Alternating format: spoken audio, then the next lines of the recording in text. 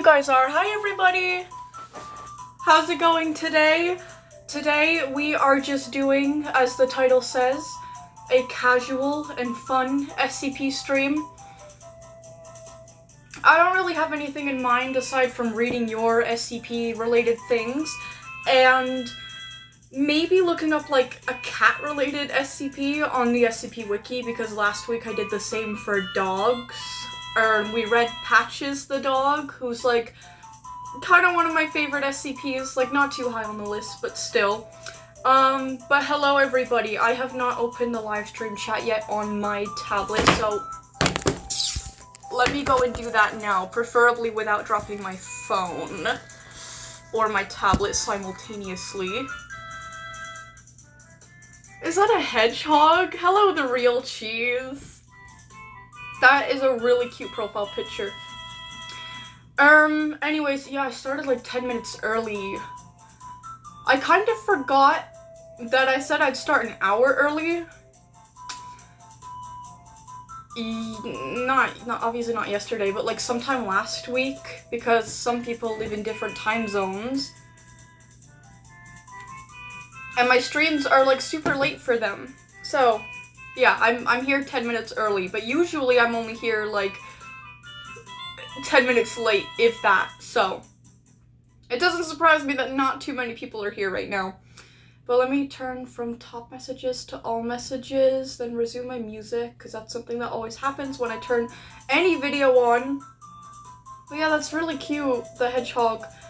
My sister, not my younger sister, well, my younger sister, but not my younger sister, she used to have a pet hedgehog named Quilly. Very creative, I know. And he was adorable. Chat rules. Hello, Epsilon. Thank you for the rules. Pin message. Thank you. Thank you. Sorry, I completely forgot to tell anyone that I'd be here early today. Or I guess I'm technically late, but that's okay. I also don't remember if we had a list for today. Violet being early in this economy. Hello, Hawk. Hello. Yeah, it seems like it shocked a lot of people. Most of our regulars aren't here yet. Probably because they're expecting me to be on in like 20 minutes from now. But that's okay. Oh yeah, I was gonna check my notes app to see if we have a list. Yes, we do. Okay.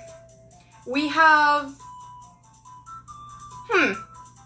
Wolfie Wolf Plays, who I'm pretty sure is new to submitting anything SCP related, so that's kind of cool. Then we have Rules Card. Pretty sure we should have Quartz too, I'm not too sure. And Kamari is Rules Card, so. I need Violet to make a night profile pic now. Can I just use like, can I just use a picture from Elden Ring or something? I don't know if I got the time to be drawing a night profile pic. I love drawing knights. I've drawn knights a lot before. They kind of take me a bit though. When did you start Wildcraft? Oh, like years ago. Oh wait, you read that wrong? When do I not read things wrong? Wait, you know? Oh, I need to make Violet a profile pic now. Oh! Well, if you're offering, that would be very nice. I'd like that. That would be really cool. I'd appreciate that. Hey y'all. Hi Mabel, how are you? Girl, you have no idea what kind of chaos went down in the den yesterday, LMAO. What kind of chaos went on in the den yesterday? Do I need to check a channel or something? Started 2019. Oh wow, okay, that was a long time ago. I know I was like 13 or 14-ish when I started, which is kind of baffling, because I'm 21 now, almost kind of on to 22. Hi Kruger, hi Kamari. How long ago was that? I'm so bad at math. Let me pull out a calculator. This is 2026 now. how many years ago would it have been? It would have been 8 years ago, right? 13, 21, that's 8 years. So 2026 minus 8. Okay, 2018. That's the year it came out, right? Damn. Okay, I've basically been playing since the beginning, I guess. Unless I started playing when I was 14. I don't know. Either 13 or 14. So a long time. Oh, hi, Rules Card. Hi, I'm here. Oh, I was just crashing the fuck out while playing Deltarune because I kept trying to beat a part where I wasn't even supposed to be doing. Wait, a part that I wasn't even supposed to be doing. When I found out, I just rage quit. Oh, are you like under-leveled or something? Or like, are you actually just not supposed to beat the whatever fight you're... I don't really know how Deltarune works. Very sorry to hear that. You know, rage quitting is good sometimes because you can take a break and kind of get some rest, and then, you know, when you do decide to come back to the part, if you'd like, because you said you weren't supposed to do it, you have a clearer mind. I find it's a lot easier when you come back after a break. Hey, stay out of my shed. Hi, Quartz. I caught the reference. Oh, also, boss, I finally threw together an actual design for my D&D character on Hero Forge. I tossed it in the Den's art channel. Let me check that out immediately. Okay, Discord. Load, please. Den.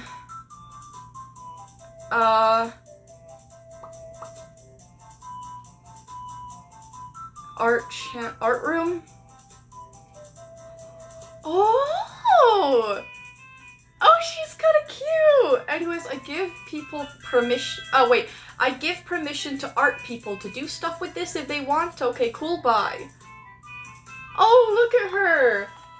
This is Hawk's D&D character, aka Hawk. How cool is that? I like the fur. I like the fur, I like the eyes. I like her style, actually. The gray and the brown works really good together. Anyways. Guess whose birthday is in, like, months? Everyone's birthday is in, like, months. Define months. But is it yours, Quartz? That sounds really cool. What month is your birthday? Aren't we matching? Not matching, but aren't our birthdays, like, really close? Whose birthday was really close with me? I think that was Quartz, but I don't remember. Oh, like 20 days until my birthday. Oh, get excited! Get excited. Happy early birthday, Quartz. Happy early birthday. Who had the really close birthday to mine then? I swear, someone's was like July, like, 13th or something.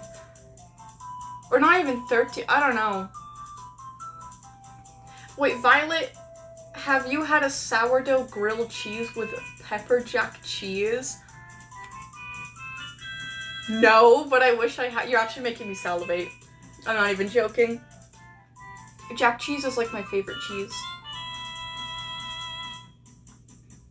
Oh, it was me, I think, maybe? Yeah, I don't know, I feel like it was you, but I feel like it was closer than June 10th. I don't know. Oh.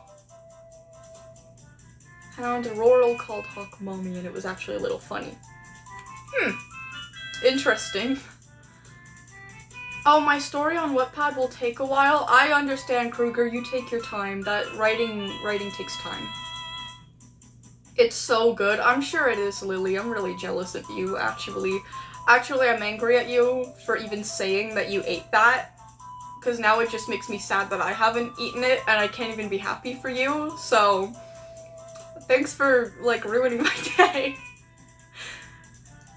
Not really, by the way, I'm totally joking. Like, not the store-bought sourdough, but homemade?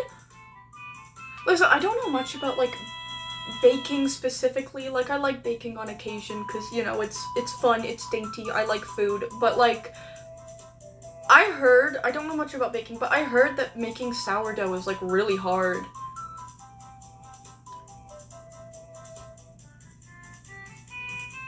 Did I just hide one of my own mod's messages? Oh yeah, that's why I scolded them, Hawk, but it was funny still. Ah, I see. Not for me, it was weird. Yeah, I kinda got those vibes, but, you know, I'm not gonna make a big deal out of it. I guess it's behind us. I got pinged on Discord like 12 times during one of the most romantic times of my life. Fuck all of you.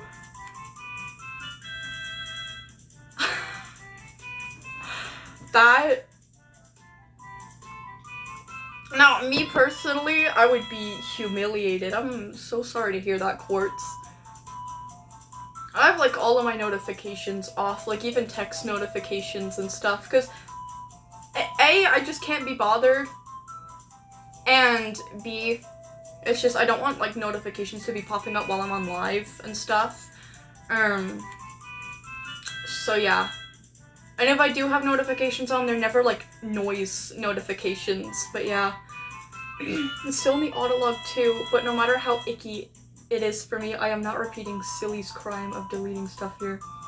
Oh, yeah. Oh, there, not here. God, I do read things wrong. My first kiss was lined with quartzoid, quartzoid, quartzoid, like dog let me kiss my boyfriend. I'm so sorry. Was it just like your friends, or like was it like people in my community? Why do we hate love, guys?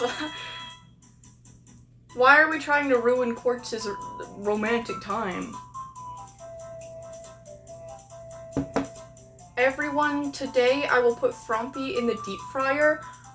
You better not! You better not. Frumpy is like one of my #1 employees. You better not put them in a deep fryer, Lily. After making me so jealous over that grilled cheese, you're gonna then put my, like... I'd say Frumpy's tied for first for a lot of people.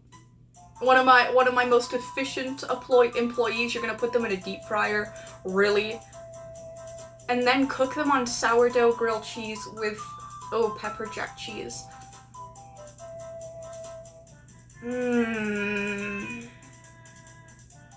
You know, maybe I can make an exception if you share, but only if you share. Wait, Violet, check my posts. Heartbreak emoji. Let me see, Frumpy. I hope they don't deep fry you. Okay, horror with Violet. Don't ask. Also, check the post beneath this. Horror with Violet's Discord is weird. By Neptune. And the thumbnail is you, Frumpy, saying, demons are eating my toes. Send help. Oh. Okay, so someone said... Okay, so somebody says, I was writing a mafia book at the time. What? Okay. Then Neptune, like, screenshots that, I guess, and then, like, screenshots the screenshot? I don't really know what's going on there. Then there's a very blurry, tiny image of a screenshot of, like, the brain rot memes made about me. Really appreciate those. Okay, these screenshots are not readable. Some of them are just not, the quality, some of them I actually can't read. Frumpy says, my toes are curling so much, it's not even funny. I think they're possessed. What, like they're curling on their own? That's creepy, kinda. Okay, then Frumpy says, I hate you. Frumpy sends the screenshot of Neptune sending, like, the thing where somebody says I was writing a mafia book at the time. Okay. My grippers got so much dirt on them. Frumpy, what the fuck? You would think I was digging with my toes. This is happening in my Discord? Aurora says, me and Frumpy are both perverted. This is happening in my Discord? Anomaly? Yeah, says, I'ma hunt down one of my parents and harass them into making Mr. Food. Who the fuck is Mr.? Why do you have to hunt down one of your parents? Aurora says, if and0 is considered a chat member, then I guess we will never be able to go on our date.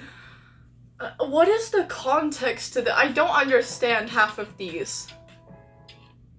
Okay, Aurora says the freaky me is in the past, guys. No more freakiness, I promise.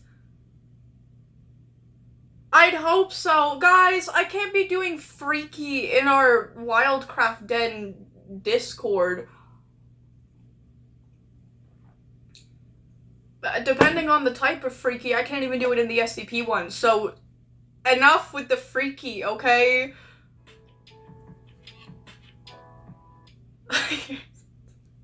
Deleted message in the audit log. Oh. Okay, well there's the mommy message. Frumpy said it was me biting a spoon, but it sounded wrong. If you screenshot this, I will fry you. Wait, I swear all of those are just as bad in context. What has been going on? Did I ask loser / not serious? My sister also makes death threats. What the fuck? Guys, this is not like... Wait, what? Aurora says, guys, is this not, like, concerning to you? Frumpy says no. Anomaly says not. It's concerning to me! It's concerning to me! Frumpy says, I'm more concerned with the demons eating my flesh. They're ripping it to shreds and consuming it like gluttons. It ouchies. And your first instinct is to hop on Discord and tell us about it. Epsilon says, so they're not eating your toes anymore? Frumpy says, okay, kind of entailing that they are. Okay, and that's the end of the video. New secret. Yeah, so what the fuck, guys? Guys. I don't mean to sound like a parent, but can we behave a little bit more? Can we have a little bit more decency in our Discord Wildcraft Den server, please? Can we have no freakiness actually in this one? That's my warning. But yeah, no calling people mommies and doing... It's mainly just a rural, I'm gonna be honest, but guys, come on. You can talk about demons eating your toes, but... Come on, guys. Oh, hi, Starscream. Hello. Anyways, wait, I said one weird-ass chat and suddenly the Discord delved into chaos. Oh, the first one I said is the post beneath it. Oh yeah, you also wanted me to check out the post beneath it. Right. Posts. Discord shenanigans. At Hawk and at Koyomi. You saw nothing. Okay, it's 3 screenshots here from Discord.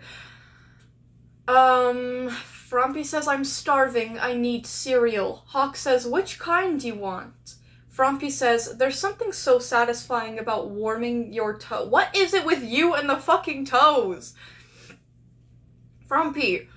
Frumpy says, there's something so satisfying about warming your toes in the sunshine after being cold in the house all day. Don't screenshot that. Don't. Well, it's been screenshotted. Hawk says, why the gripper specifically with a heartbreak emoji? Frumpy says, in all capitals. Hawk says Frumpy with 4 periods. And Frumpy says, with more H's. Hawk says Frumpy in like all capitals, ... Frumpy says, like with a lot of capital letters. Koyomi says, what did I miss? Grippers, Frompy? Frompy says, don't scroll up, thanks. Koyomi puts the, like, ominous cat sticker. Oh. And Hawk says no need and just screenshots the chat from above. Frompy says no in all capitals. Koyomi puts a sticker of like a shadowed guy doing like this. Where did we even get that image? Hawk says yes in all capitals and then puts the sticker of me applying lip shine to you guys. That's nice. Frompy says, in all capitals, and then a 1-second voice note. I don't know what that is, but it's probably some kind of, like, screeching noise. Hawk spams the letter B. Anomaly says, what's even happening? Great question. Hawk says, chaos. Koyomi says, Frompy's grippers. Okay. Today I learned that Frompy either has just a lot of confidence in their own body or they really like feet. Specifically their own. It could also possibly be a blend of the two. I'm not sure. Anyways, let me resume my music. Also, what's my strongest animal in Wildcraft? I think it's my wolf. It's not max level, but it's the closest. It's over 200. Anyways, boss, read back. Oh, okay. The M word was because I threatened to put slow mode on Discord. What is the M word?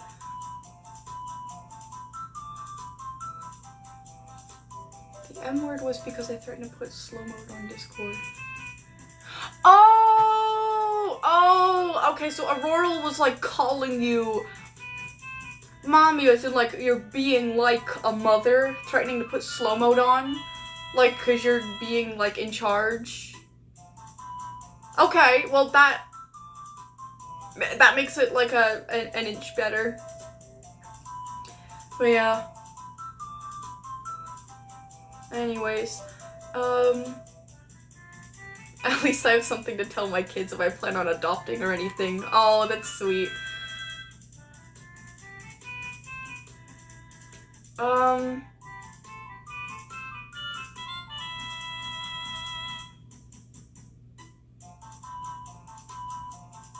So I'm just skimming over the chat. There's a lot of talk and support about Quartzloid's sexuality, which yes, we all support you, Quartz. Wait, you know, the term straight as an arrow is super bad whenever it's talking about straight people, but arrows wobble and curve when fired. Oh.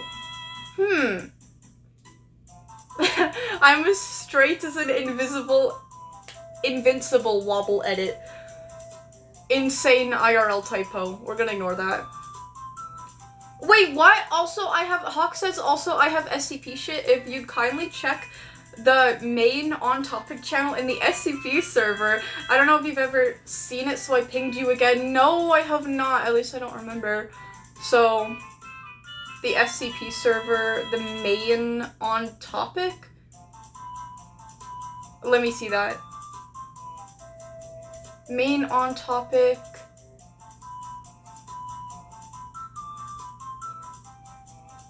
Oh, actually, I think I did see this. This is the best I could do for her. Gotta polish her out lore-wise because she's even worse off than Codex. I don't think Codex is worse off at all. I think Codex has a really good story. Violet, you got a live stream cooking grilled cheese?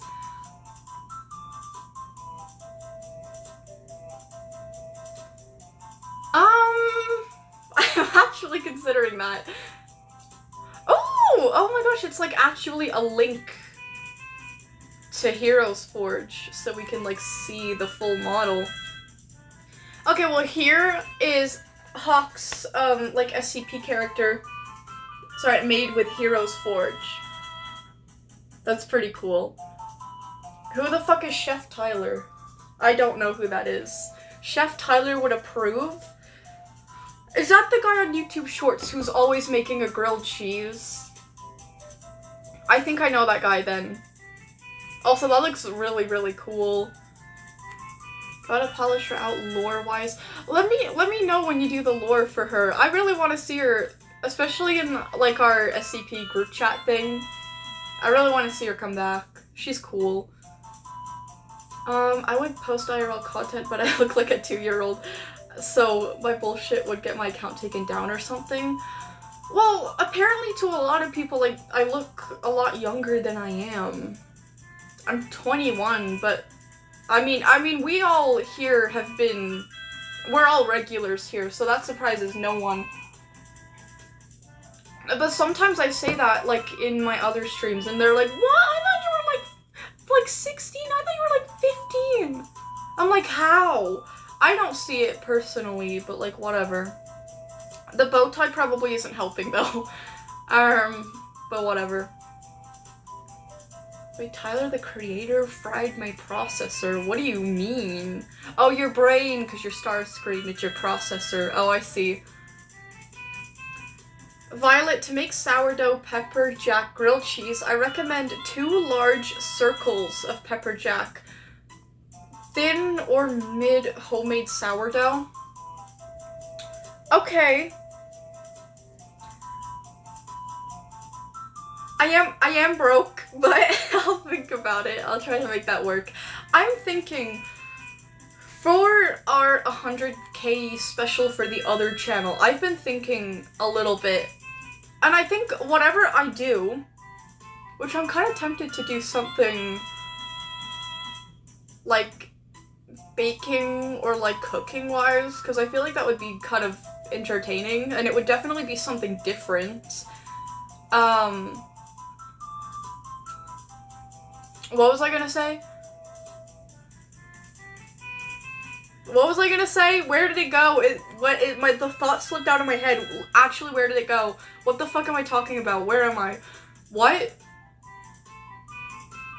Literally, what the fuck was I talking about? Oh yeah, with the 100k stream. I was thinking of doing some kind of fundraiser for it. Like a fundraising stream, because I'm pretty sure, I might be wrong. I'll have to look into this more. I've only had it as a thought, I haven't looked into it. But, I'm pretty sure what you can do is you can, like, attach, like, an organization or, like, a fundraiser, well, like, a fundraising organization to your stream. And then, like, any, like, super chats or, like, donations or whatever that you get on that stream goes to the...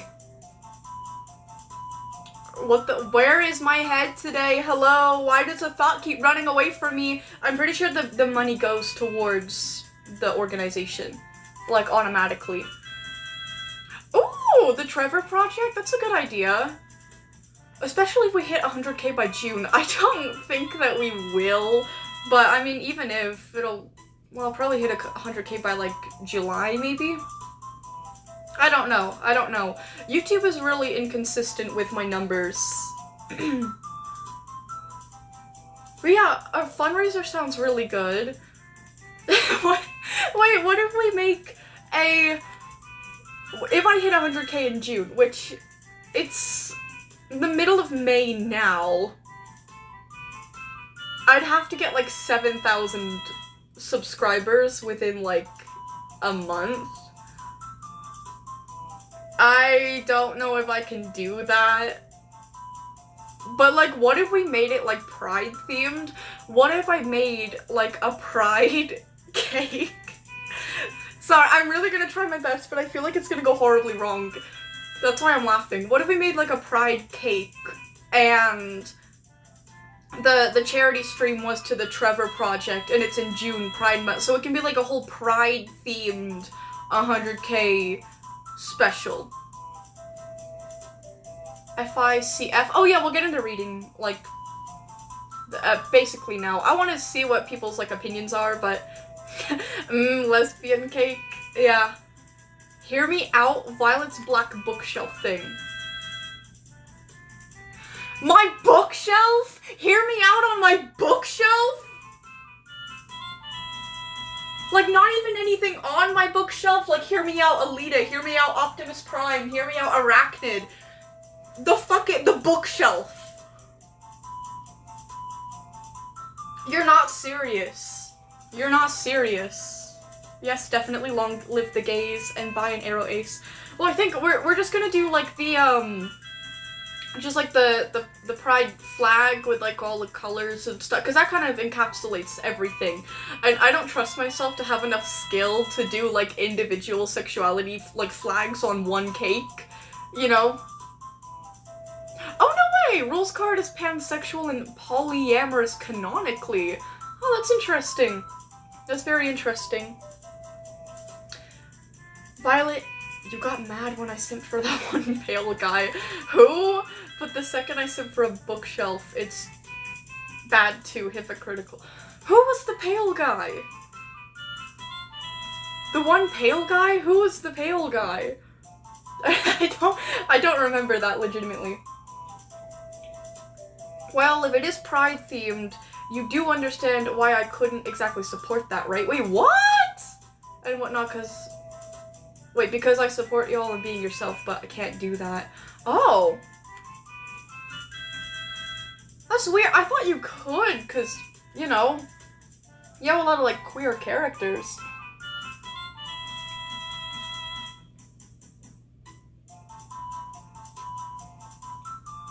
I mean, like, my mom's very Christian, and she supports it. She goes to church still. I don't know, it's up to you. It's different in Writing Hound.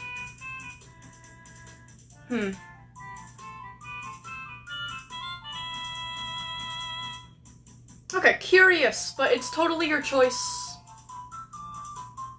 You could just not show up if you didn't want to. Well, I'll just make the cake without you, but it's alright. It's your decision, it's your whatever. Yeah, okay. Well, anyways. Everyone else seems pretty happy about it, so I'm gonna go through with it. I think it's a good idea. My crush is trans male and is already dating someone. Oh. But they do also like me. What? What do I do? Wait, what? That's wild. What?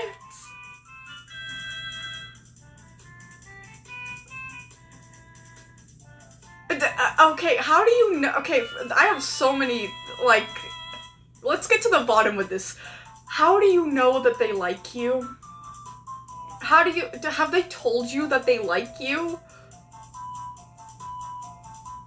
I need so many questions I answered before I can comment on this, because this is kind of wild. The trans guy is definitely gonna cheat on you. Thank you! That's what I was thinking. That man's not loyal if he has a crush on you and his girlfriend. Well, I'm just thinking, like, if Lily, like, doesn't know for sure... Oh, no, they do. They told me in class in a guessing game, then exactly what Quartz said. I was gonna say, like, if Lily was about to say, like, oh, he, like, smiled at me once and he was nice to me, I'm like, okay, well, you don't know for certain. But if he does for sure have a crush on you while he's dating someone else, that is well, okay, here's the thing. Like, I don't know, this is kind of like a coaches don't play kind of thing, because I'm single, I love being single, and I've been single for, like, years, but, like... Yeah, you can't break them up, and if it doesn't work out for them, then do something, but not before. Honestly, like, I wouldn't even go for him, period. Yeah, confront him and tell him to be more- confront his ass, tell him to be more loyal. Yeah. 'Cause, like... I feel like there's such... Like, okay, on one hand, there's, like, you... okay, I can't really speak on this, but I do think it's weird to, like, crush on someone while you're in a relationship, but, like, on the other hand, I understand that, like, maybe it can happen. Like, people have, like, celebrity crushes and, like, fictional crushes while they're in relationships and whatnot, and, like, their partners are fine with it. Like, I guess it depends on what the partner is fine with, but I think the major difference, like, where the line can definitely be drawn, is actually pursuing that crush, or, like, expressing that, like, you're open in some way to, like, breaking your current relationship for the crush. You know what I mean? Yeah, fictional crushes are I feel like that's very different, because you can't pursue them anyway. So it's like, obviously it's not, like, disloyal. Like, if your partner doesn't like it, I guess, like, you know what I mean? But yeah, that guy is definitely not gonna treat you very well.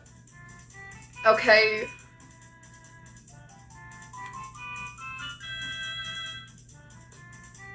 That's so disloyal. That is very disloyal. Like, I can't even fathom. I'm gonna be honest. Anyways, apple cider, check my last message, please. Yeah, I guess I'm gonna move on. That's kind of stuck in my brain because I'm flabbergasted, but I'm gonna move on.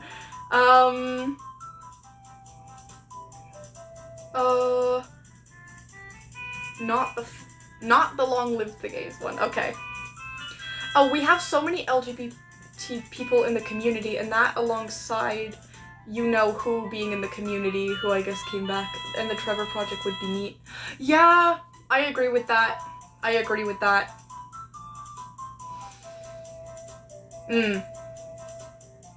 Yeah, I agree with you, Frumpy. I know them. They will just wait. They just recently came out, and they have openly said they like more than one person, but me rarely act on it. No, like, if they're in a relationship with someone and they're trying to get with, like, another person, I don't know, unless they're, like, poly and, like, they had permission or whatever. I don't know, even then it's, like, a slippery slope, because I don't want to say too much, but, like, I've personally,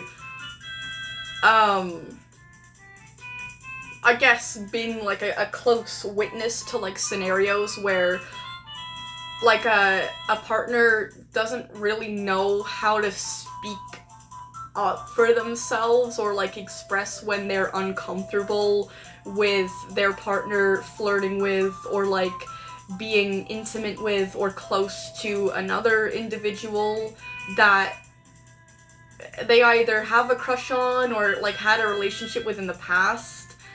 And I don't know. It's very messy. I don't know. I don't really want to speak on it too much, but yeah. I do like them. You need to not like them. I'm gonna be honest. That's not normal. Just got out of a toxic relationship and don't feel like getting in a relationship for a while. That's a good decision, Lily. That's healthy. That's healthy. I would definitely take some time to heal. Okay, this shit ain't just a slippery slope. It's steep, covered in dish soap, black ice, and you have shoes with a big sheet of smooth metal at the bottom. You know what? Thank you, Quartz. You kind of say what I'm too careful to sometimes, and I appreciate that. Yeah, it's, you know. And it's like, they don't even know if, like, you're okay to, like, be in, like, a poly. Like, this is a suit, like, best case, it's a poly, and even that, it's deeply problematic. You know what I mean? Someone call the police. This guy's literally making the biggest video scarier than you, Violet. No offense. Who? Wait, Violet, this YouTuber's scary. I'll try to say his name so you can know who he is and look up his YouTube channel. Oh, another horror tuber? Ooh. Might as well say they're climbing up an icy cliff with high heels and no climbing gear. Like, I'm really trying to be as reasonable as possible here and explain it in, like, the most, like, mature perspective way that I can. But yeah, no, it's just wrong. It's just wrong. Oh, they know I'm not gonna do poly. Okay, yeah, that's messed up. I openly express I do not like my crush's girlfriend.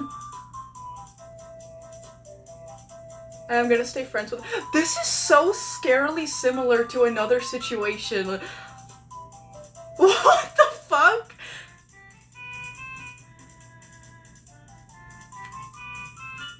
Like, you could be the, like, parallel version of, like, someone I knew before.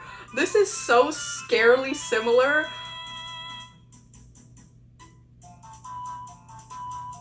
I don't even want to think about it. I think we're gonna move on to the FICF. Maybe we can talk about this after, but... It's rough. But anyways. Ooh, Court says, I do have a degree in psychology and have the qualifications in training to be a therapist. Whoa! However, I rather more simplistic jobs like the one I have right now as a window cleaner for a large skyscraper? That's cool. That's very cool. But yeah. From what I learned about poly, you don't actually date all the people in the relationship, just the specific person you started with. Still, I get what you mean. Poly isn't right.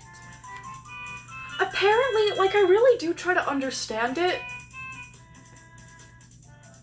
I really do try to understand it, like, as much as possible. You know, like, I Google things and I read comments from, like, polyamorous people, like, explaining how, like, their things work. And honestly, I have not seen 2 comments where they can agree on anything. It's like, it's different for, like, every single poly person. Like, it's always, like, different. Like, their standards are different, the way it works is different, who dates who, how they break up. Like, I guess it requires a lot of communication. A lot of communication, actually. I would be drained constantly just trying to maintain a relationship with multiple people. I'm gonna be honest, but... yeah, I mean, it's always different, you know? It's always different. I think it can work with, like, a lot of communication and, like, very specific people who are mature enough to, like, communicate clearly and whatever, but...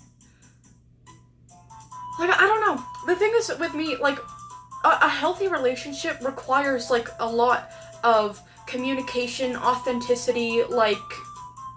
you really need to, like, know each other and be able to talk to each other equally, and it takes a lot of effort, right? It takes a lot of effort, and, like, sometimes there's gonna be, like, turmoil, and things aren't gonna be perfect, whatever, and I just feel like to maintain, like, a healthy relationship between 2 people already takes effort and energy. I couldn't imagine if there was, like, more than 2 people involved, having to do that with more people to maintain that relationship, like, between, like, every dynamic going on, in that it's not, like, just you, them, and them, it's also them, and, like, and they, and, like, there's a lot of dynamics going on when you just introduce more than 2 people, and I feel like that would be very hard to maintain, and I feel like that would take constant communication between all involved.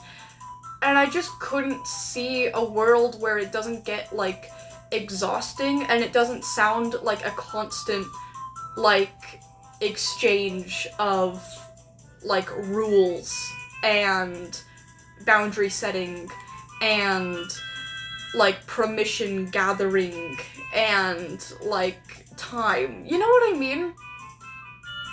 Like, even if it's, like, perfectly healthy, I couldn't see it not being, like, extremely draining.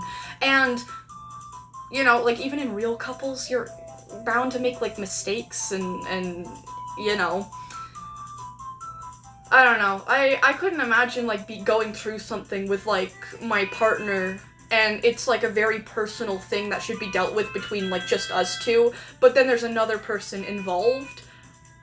I couldn't imagine that, but like, again, I'm not saying that it's wrong or it's bad or it can't work. I'm just expressing that, like, I personally don't see how it could, and I don't understand myself, but that's not me just saying that it's bad. I'm just saying that I personally don't understand.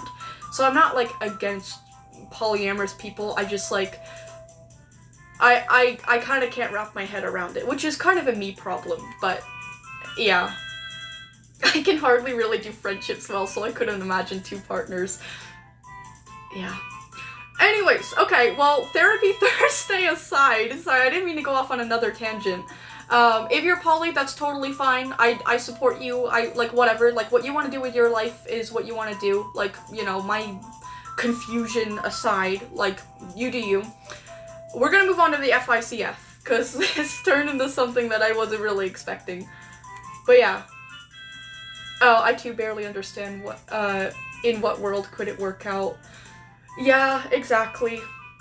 Like, live and let live. I just personally am confused, but, you know. You know. Anyways, FICF.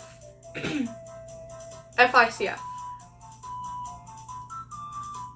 If this wants to load.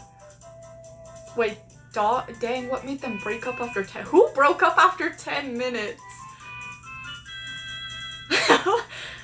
Okay, I have to, you guys clearly have some stories to tell. I'll maybe check those out after we've read some objects. Which object are we on now? Violet's bookmark. Thank you so much for adding that, by the way, Quartz. That really helps me. Oh, hopefully the links work today. Wolf in sheep's clothing, leading the herd to the slaughter. And both clothing and slaughter can be clicked on. It works! I can click on it today. Okay, well, it's this video again.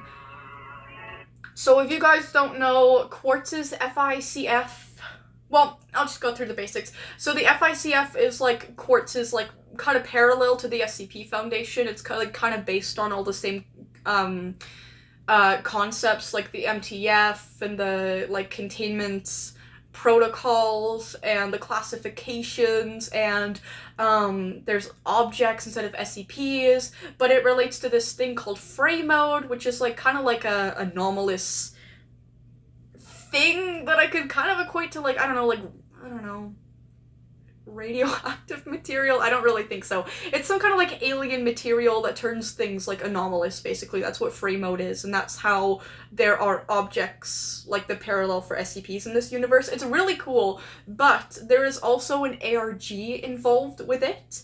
And I guess this is part of the ARG. I just clicked on a link that was behind, like below the bookmark that Quartz puts for me.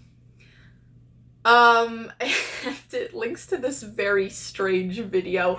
I don't know if this is supposed to be like AI brain rot or if there's a deeper meaning to this, but this is, I'm assuming, Eric Cartman as like a Buddhist. It's very eerie and confusing, and I'm not entirely sure I'm not entirely sure what's going on. That seems to be the entire video. Yeah, and it's 1 minute and 32, yeah, a minute video, so we're not gonna be watching that whole thing. The title is What You See Is All a Lie 4. And the description has some code in there, some coded words. Okay, interesting. I'm going to screenshot that. Because honestly, I want to figure this out. Okay, how about here. What? Sorry, my thought ran away from my brain again. Eric Cartman monk throat singing. Oh, that's what it, okay. Oh, sorry if I got like the religion wrong or what it with the like Buddhist. Sorry if I said that wrong. I'm not really too sure about that kind of thing, but anyways, yeah, so that is what, the second, third video like that Quartz has posted with the code in the bio. So after I'm done reading a few objects, I think that we should try to decode this.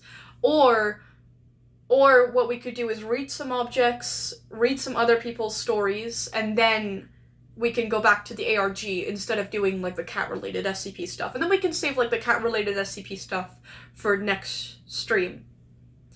Because I already know, or at least I feel like Chapter 4 of Confliction isn't going to be done by then, so I need something to do next week anyway. So, yeah, okay. Wait, what? Bioluminescent is creative. Who called me Bioluminescence? Who said that originally? Was that Epsilon or someone before that chat? Wait, what? Hey, but... Wait, did you mean to say... Wait, but the audio into an autograph thing? Oh, do you mean put the audio into an audiograph thing? Maybe I should. Yeah, well, okay, we'll dig into that more a little bit later, but for now... We've been getting severely sidetracked. We were talking about sourdough bread. Then we were talking about polyamorous relationships. And I mean, we didn't get sidetracked by too many things, but we still got pretty sidetracked. Like, the things that we did talk about, we talked about for a bit too long, considering we're supposed to be reading. Okay. FICF. There we go. There's another link as well, but I am going to wait until we've read all of today's objects. Well, maybe not, like, all of them, but we're gonna read a couple of them, definitely. Oh. I didn't notice this before. Or I didn't really, like... Wait, Violet, you must click it? Oh, okay. Okay, then I'll acknowledge the image below it, because the image below it is very interesting. And I do want to talk about that, but there is another link that I can click on as well, that I'm being told I must click. So, Wolf in Sheep's Clothing. That video that you saw was what clothing led to. Then it says, leading the herd to the slaughter. And then slaughter has a link as well. So if I click on slaughter, what shows up? Oh! Okay, you need access. Request access or switch to an account with access. Okay, I need to request for access. I don't know why Google Docs asks me sometimes for access for some things and then, like, not for others. Message. What if I just say, hey, hey, hey? Because that's, like, what you always say. Hey, hey, hey, stay out of my shit. Wait, it won't even let me request access. Oh, never mind. You'll get an email knowing if your request was approved. Okay, I have no idea if that just gave you my email or not. I'm fine with that, Quartz. I trust you personally. Maybe just don't put it out there, though, if you did. I mean, it's kind of not a personal email anyway, but I don't want to get spammed on it. You know what I mean? But yeah, anyways, where did anything go? Where did my live chat go? Or where did my live go on my YouTube channel? Live, click, top messages to all messages, because I want to see all of you lovely people. Violet, I have your email too. You have a nice profile pic. Wait! I don't think any of my emails have a profile pic. Oh, no, wait. No, it does. One of them does. But that's my Google account. Which I think it links, doesn't it? Is it 035? I think I set my profile pic as 035 on one of my Google accounts, and I think that linked to my email.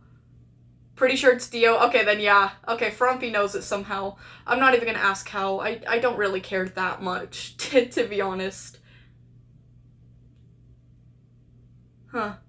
We are such wacky chatters. We really are today. Yeah, I can see your email. Don't worry, though it is Dio. Oh, okay. Alright, well, you know, that's fine.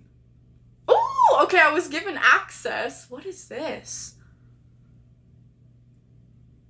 Oh, this is so cool. What? FICF Fallen Facility. front cover or something. I don't fucking know. What the hell? Like, in a good way. Look at this. Look at the cover art. Ignore the ring light camera making it look like my fucking screen is a grease field. I swear, I literally clean it off so often. I cleaned it off with Windex before I got on stream, if that says anything. And my hands are not oily. It's just a ring light making it look like there's, like, dirty-ass fingerprints everywhere. It's accentuating it, I promise. But anyways. Okay, seems to be some kind of test subject. Oh, with Object A2. And some other researcher that seems to be too blacked out to make out who they are. Huh. Okay, this is cool. This is cool. Okay, I'm gonna resume my music and then we're gonna read this because this is interesting. So is it Fallen Facility? Okay. A prologue. Welcome to the Foundation. Oh. Dr. Green stepped out of the elevator, entering the high containment area. Her breath misted the air as she pulled her pristine lab coat around herself tighter, like a snake wrapping around its prey. Oh. Guess it's probably very cold then. Nice environmental storytelling. She navigated the pipe-filled maze like the back of her hand. Okay, so she's experienced. She's been here for a while. Her brown hair tied in a messy bun. Okay, so she's also... Okay, so she's probably been working here for a while, we can assume, enough to get comfortable with her hair. Faded orange highlights dressed on her straight hair neatly. Ah. Her tan skin grazed each button with care, the metal bulky doors giving her way. The logo of the FICF, a square with each side cut straight through the middle with short lines, all stopping before they hit the center, of the square. Painted on the gray doors. She walked past a male researcher, oh ew, with brown hair, reading a book. It was titled Eldritch Beasts, Wolves in Sheep's Clothing. Oh? Okay. Wolves in sheep's clothing. That theme has been mentioned a couple times on, like, the main page for the FICF, so that's interesting. The cover art depicting a man with their shadow being of an eldritch beast. Huh. In the room next to Dr. Green, Dr. Green was in, T-5325 was being escorted by 2 guards to a temporary holding cell. His blue jumpsuit fitting neatly around him, his brown hair cut into a wolf cut. Oh shit, he's stylish. He was shoved into the cell, landing on his hands and knees. I think they're just jealous of his haircut. I think wolf cuts look really nice. Turning around to sit down, he saw the 2 guards laughing. I bet they have the most I bet they have a fucking bird's nest under their helmets. The 2 guards laughing as the door slid in place, locking T-5325 into the cell.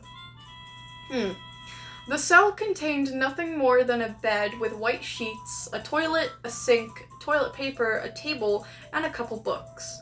Yet, unbeknownst to all Foundation staff, someone snuck into the server room. Click. Oh, the USB slid smoothly into the main server farm. Oh shit. Imagine if it was a kill stick. Is it a kill stick? Or are they stealing data? I don't know. Are they here to steal information or just sabotage everything? I like the idea that someone put a kill stick into it, but I don't know if that's what actually happened. I guess we'll have to find out. Chapter 1. The second Dimitri. Off the bat, where have I heard the name Dimitri before? Because I know I've heard that in relation to the FICF. Who's Dimitri again? Chapter 1, the second... Okay, maybe this story will remind me, but I'll keep an eye out on the chat. Okay, the second... Yeah, Chapter 1, the second Dimitri. The site is experiencing multiple containment breaches of high-risk anomalies. We do not know how this occurred. Oh, so they just hijacked it using... Okay, I'm assuming whoever hijacked the main server, whatever, frame, whatever. I'm assuming they just, like, hijacked into it and used it to, like, open all the doors or whatever. To containment cells. Very naughty. A company in England created cheese-scented perfume. I'm surprised the French didn't do it first. Okay. Yeah, we do not know how this occurred. Site security is currently failing, and we are unable to make distress calls to other government facilities. Oh. However, we have been able to contact... It says the number 3. I don't know if that was intentional or like a typo or something, but it says the letter 3. Then it says, and the broadcast shut off. Okay. In a state of panic, I'm so bad with reading numbers out loud. I'm sorry. I don't know why I'm like this. T-3... Fuck! I did it again! Sorry. 5325 attempted to listen to what was going on outside, peering through the toughened glass of the door. A figure, roughly 5'11", in a blue jumpsuit like his, was chasing after a man with brown hair. However, the strange thing was the figure was completely bald, its face completely paled, and it was contorted into a smile. What? Okay, oh. Huh. No! No, please! The researcher cried to no avail. The figure landed a sickening blow. All that was heard was a devastating crunch. Ooh. Blood splattered on the walls as T-5325 stepped back. The figure then moved on to... Could I just call him T? I'm just gonna call him T for now. Yeah, I'm just gonna call him T. Sorry, it'll make the experience a lot better for everyone. Totally me problem, but anyways. Yeah, the figure then moved on to T. Or I'll just say T5, because it sounds cool that way. Pressing its horrid face against the glass. Ew. It relentlessly kicked and punched the door. Dents quickly formed into the only barrier protecting the man from the thing. T5 knew the door wouldn't hold for much longer. He had to get out of there fast. He hurriedly looked for an exit. As he looked up, he saw a metal vent cover above him. He tried to reach it, but couldn't. Oh. I love using vents. I love using vents as like an escape method, a hiding method. I think it's just agreed upon like everyone that one thing that is always okay and acceptable to be like unrealistic in fiction are vent systems. Like the size of them and the weight that they can carry is just allowed. Like I don't know, I write like that. Like the best stories I know, well, some of them involve like vents and like them being massive and people being able to climb into them and it like supporting their weight. I know that's not like realistic in real life or whatever, but I really like how we just all collectively decided that we don't care and it's okay. I don't know, I genuinely really appreciate when vents are used in fiction. So yeah, I like this. He hurriedly looked for an exit. As he looked up, he saw a metal vent cover above him. He tried to reach it, but couldn't. Oh yeah, also in the context of the SCP Foundation and things related, it actually does make sense, because we know that at least one site was made by Chaos, and they made the vents, like, ridiculously large to allow, like, anomalies to be able to get through them. So yeah. Anyways. Blah, blah, blah, blah, blah. Where am I? Oh yeah, he tried to reach it, but he couldn't. Suddenly, the vent cover swung open.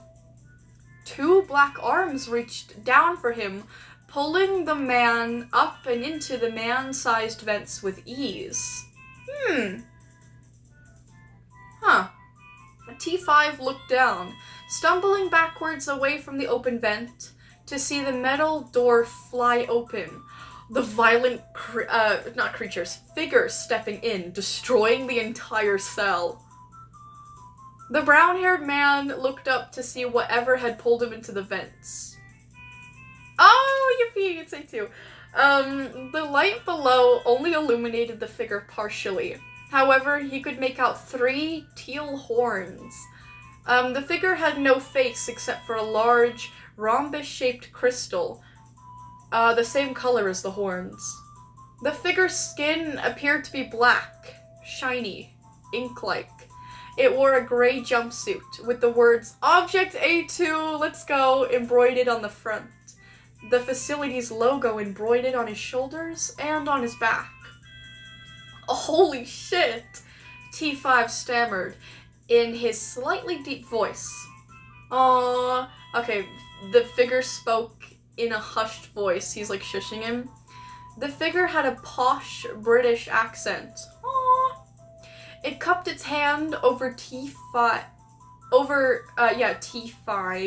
muffling his screams.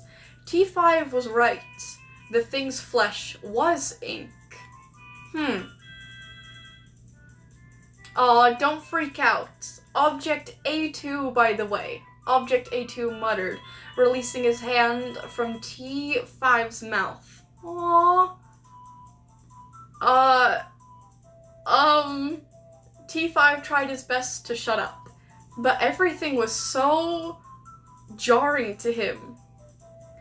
Listen, we need to get the hell out of here. I don't know how we will, but just follow me. I've been through something like this before, the Inkman remarked, crawling through the vents, expecting T5 to follow. The man in the blue jumpsuit had no choice but to follow. What the hell's going on? T5 spoke quietly, moving through the vents clumsily. Containment breach. There's lots of us. Some inanimate, whatever. Some sentient, some are just a ring that makes you barf. Others are cosmic entities. Some of them want to help as many people as possible. Some just want freedom, like me. And others want nothing more to do with you than ripping out your intestines and making balloon animals with them. Object A2 answered patiently, slithering through the vents gracefully. They're all free, and most want to kill little test subjects like you. T5 opened his mouth to speak, yet no words came out other than a pained squeak. Oh, there's a creaking noise. Oh shit, Object A2 yelled. Oh, the vents gave way beneath the two. Oh my, a feminine voice called. The two landed on top of a scientist. Oh, tan skin with her hair tied in a bun. Oh my, I'm so sorry. T5 apologized profusely. Object A2 reached out his hand. The scientist seemed fine. No obvious wounds or injuries. Oh, she batted away his hand, standing up on her own, and dusting off her black pants. She fixed her tie and looked up at the horned figure that towered over her. Oh, it's you, Dr. Green remarked, crossing her arms. Yours truly, Object A2 retorted. What the fuck is that? Or he said, "The fuck is that?"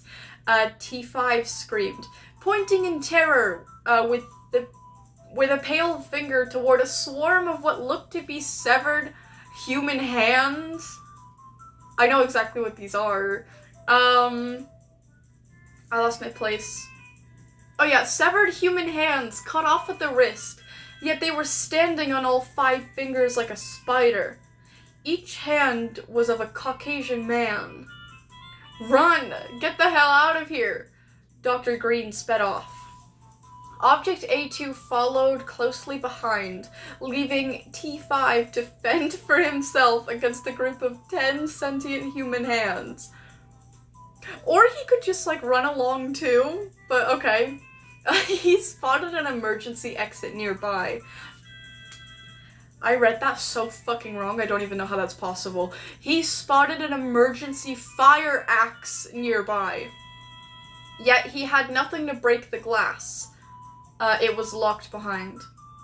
Oh, suddenly a hand lunged at him. He moved out the way just in time, as it hit the wall. Ew, leaving a splatter of blood on the wall as it fell to the ground, splayed out like a fan. T5 had a plan. A very risky one. He moved in front of the fire axe's casing, as the human hands surrounded him like 10 leopards circling a feeble gazelle. However, T5 was the hunter, and the hands merely deer. Ooh, that's poetic. That's tough. Just as a hand lunged at him, he leapt out of the way, falling to his back as the glass protecting the fire axe shattered. He hastily got up as fast as he could, narrowly dodging a flurry of hands. He grabbed the axe, a heavy object with a wooden handle and a pristine red axe head. He swung the axe around, slicing the poison substance flew everywhere as each hand was sliced in half. After a good 10 minutes, each hand was nothing more than blood and flesh on the ground. That's lovely. He wiped blood off his face with his free hand as he gripped the axe tightly. Yet more hands kept coming. Knowing he couldn't face them all, he bolted away, seeking refuge inside a room nearby. The room was filled with computers, an office area. A fire extinguisher flew at him. It narrowly missed T5. A fire extinguisher flew at him. Oh my, I am so sorry. Object A2 stuttered, moving towards T5 as the door shut behind him. "I could have used some help back there," T5 remarked, furious. "I'm sorry. How'd you even get out of there alive? We expected you to follow us." Yeah, I did too. I'm kind of confused about that. Object A2 responded, raising his hands to his elbows. "Fire axe," T5 responded, resting the heavy axe on his shoulder, now splattered red. Dr. Green pinched the bridge of her nose, sighing. "So many specimens gone, just like that, thanks to your new blue-back friend." Jeez. She glared at Object A2 with pure frustration. What is her problem? Not my fault. Besides, there's like hundreds of those things. Object A2 spluttered. "How do we even get out of this facility anyway?" T5 questioned, leaning against the wall. As he moved his arm to lean against a nearby filing cabinet, he accidentally knocked over a folder. A map fell out of it. On the back, it read, "In case of a site lockdown, in an emergency, other areas of the facility can be accessed via the deactivation of 3 generators in the high containment zone." As well as the containment of Object A26, if it's currently breached.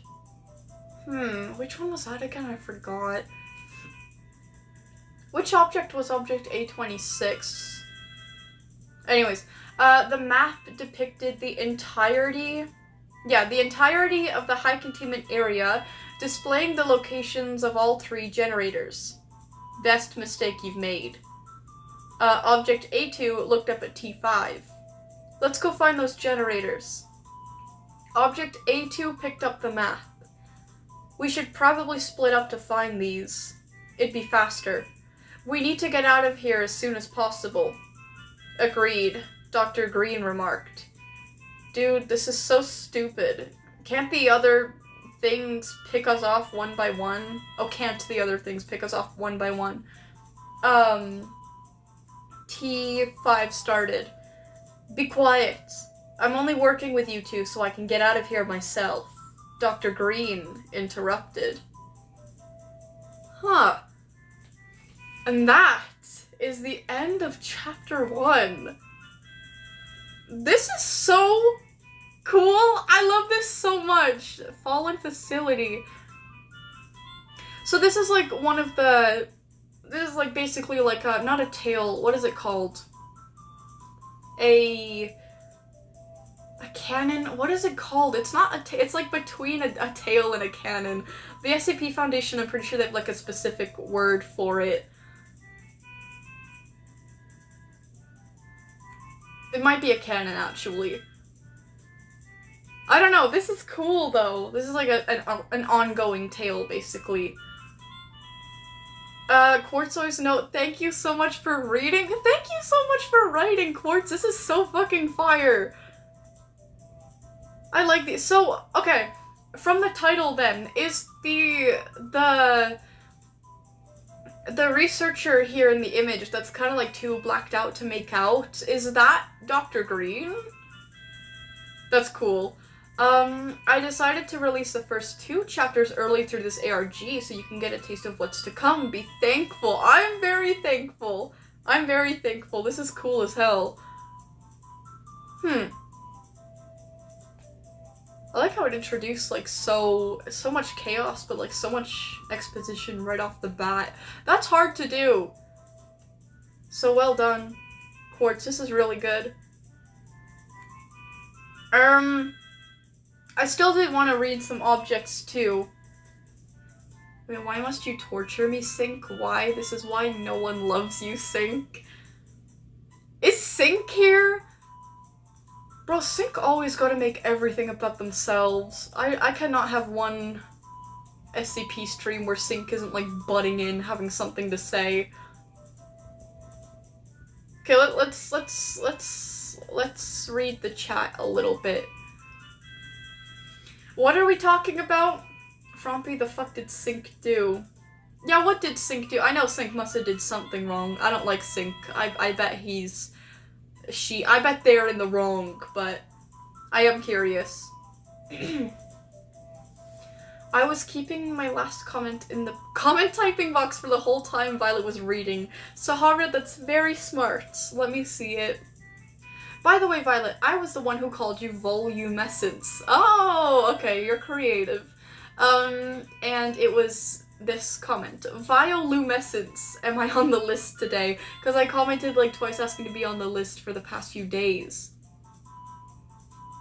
Oh, did you? For some reason you're not on the list, but I can add you. I'll add you. Someone named Wolfie Wolf Plays was supposed to be here, but I haven't seen them. So, you know. So it's Quartz's, then it's Kamari's, then it can be yours. How about that, Sahara? There we go. There we go. You're on the list now. Sorry about that.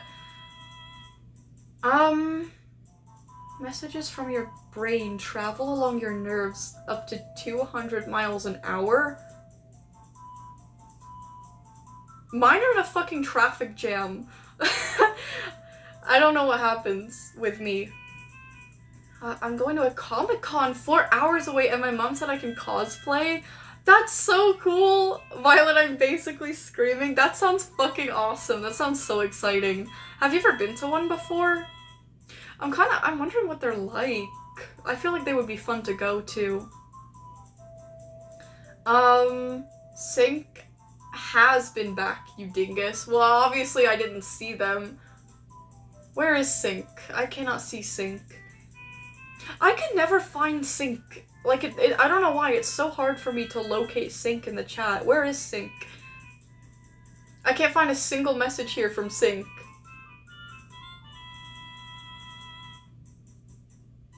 Oh, there they are.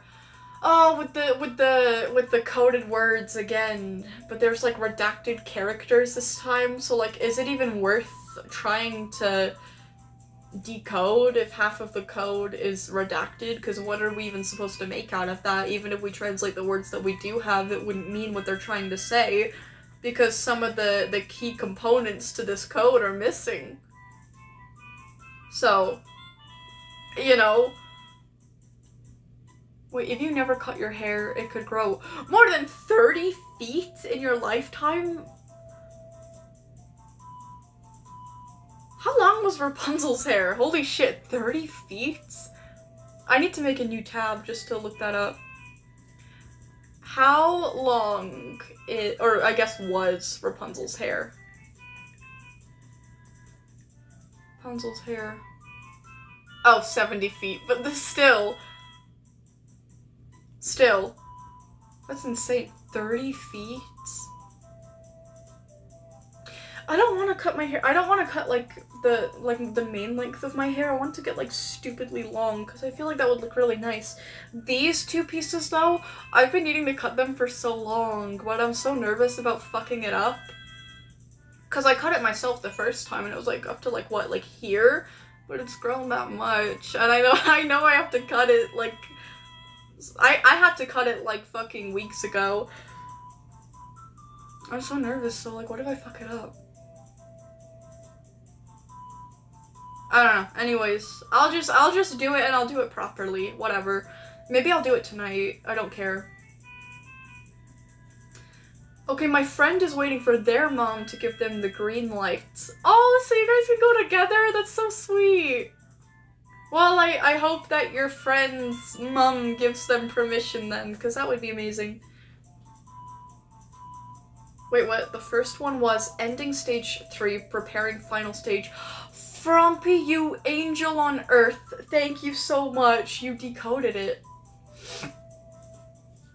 Okay, wait, first one was... Wait, did you decode Sync's message? I'm assuming. Okay, ending stage 3, preparing final stage. Second one was, this is just to waste Frumpy's time. And the last one, oh, it was sort of redacted and was... Okay.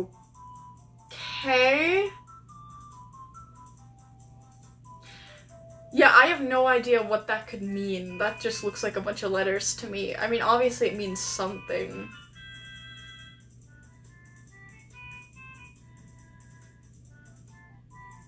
I don't know, entry? Could that be the first word? Entry... Sentence. I don't fucking know. Or... wait, no. No, that can't be entry. Yeah, I don't know. I'm completely lost on the third code, but thank you for decoding them, Frumpy. That's very, very appreciated. Oh, she looks older than me, but she's a whole year younger than me. Bro, baby face makes me scream. I look 12, Violet, it's becoming a problem. Apparently it doesn't get better, so just deal with it. But maybe, on the good side, maybe it'll make you look like super youthful when you're, like, actually getting old, you know? I don't know. You'll have to just keep watching my content long enough to see, but fingers crossed. Why is Deltarune so hard? Violet, help me. If you want to play an easier game that's, like, chill, but it also has, like, monsters in it and, like, unique characters with unique designs and cool lore, but, like, you want it more, like, you want, like, an easier game that's very relaxing, you should totally play Elden Ring. It's so... You're gonna love it. It's so calming and simple. Violet, check your emails! Don't fucking contact me in my emails! Okay. If anyone I'm gonna check it on stream, because that's like, you know, I'm like publicly interacting, whatever. But y'all, if you email me, I will not respond to it, okay? I barely check my email anyways, so it's not even like I'm trying to ignore you guys. But if I do see an email from you guys, I am just gonna ignore it. Oh, also, for some reason, I don't know if it's just like a storage thing or whatever, I don't get email. I just remembered this. I don't get like emails on my tablet anymore. My last email that I got was from Duolingo in 2025. I'm looking at it right now in my inbox. I don't know why my tablet is like this, so whatever you sent me, I can't see it. But I can check on my phone after.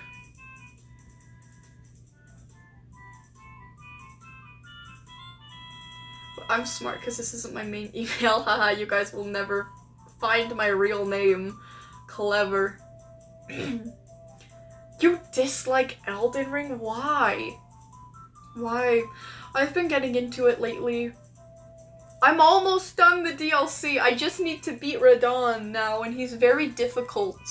He's very difficult. I changed my build a little bit. I used to be like just a bleed build, but now I'm even more annoying. Now I'm a bleed and rot build. And I know rot, like, it's not like that effective if you're just like using weapons and stuff, which I am right now. But it's for the style, okay? It's not for the efficiency, it's for the style.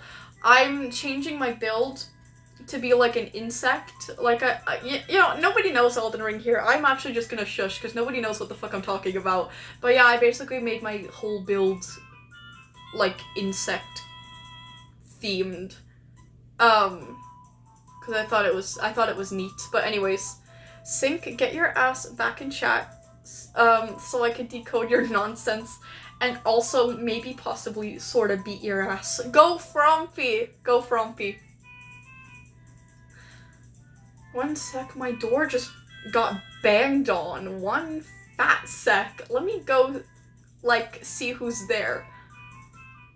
Oh, okay. Well, hoping the best for you, Hannah. Hoping the best for you.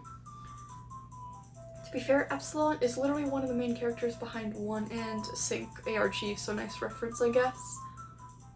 Wait, what is it? I support Fromster, yeah. Bioluminescence, I taught you how to pronounce that in my last message. How to pronounce what? What did I do?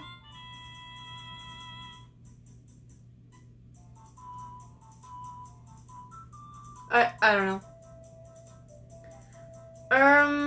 What's it? Either because I respect decisions. What is it? Oh my god, Garrison just saved my ass. I don't know who Garrison is. W. Garrison, I guess. Wait, what? Oh, hi! Definitely Moosey and Jolly? Are you? Let me go to your channel. Who are you really? Oh, you are Moosey. Hi, Moosey! Said, hey, Vio. Hi, also, I just got a 12-hole ocarina from my band director for free? Let's go! That's amazing. Do you have a picture? That seems really, really cool, and also I like ocarinas a lot. I don't have one, but I like Ocarina of Time. Wait, her name is also not Brian Griffin. Oh, mine? My email doesn't say my real name, does it? It's Violet. Okay, you know, it's so particular, I don't think anyone's gonna get it. It's like Violet Draws, but it's like a very, it's got more to it. It's got more to it than that. But I don't think it says my name. And even if it does, it might not be my legal name, actually. I don't know. I signed up for, like, a lot of things with, like, a lot of names before, so, yeah. I technically have, like, 3 last names. It's kind of weird. But obviously only one of them is like my actual last name. I don't know. It's confusing, so I don't really mind that much. But anyways, he's yapping about mine. Oh, yeah, Vi, you've said your legal last name on stream twice. I feel like it might have been more than twice. I don't care. I don't really care that much. Like, it's not, like, too sensitive. Like, I don't treat it like a dead name. Like, my family still calls me, like, my actual name and whatever. I just prefer Violet. And, like, my online name, pen name, whatever is Violet, so I just rather keep it as Violet. But occasionally, when I'm, like, retelling a story or something, it slips out. I don't really mind that. I don't really mind. But yeah, anyways. I have 2 last names because I'm Hispanic. Oh, that's so cool! That's very cool. Okay. Yeah, I'm gonna continue reading some objects, though.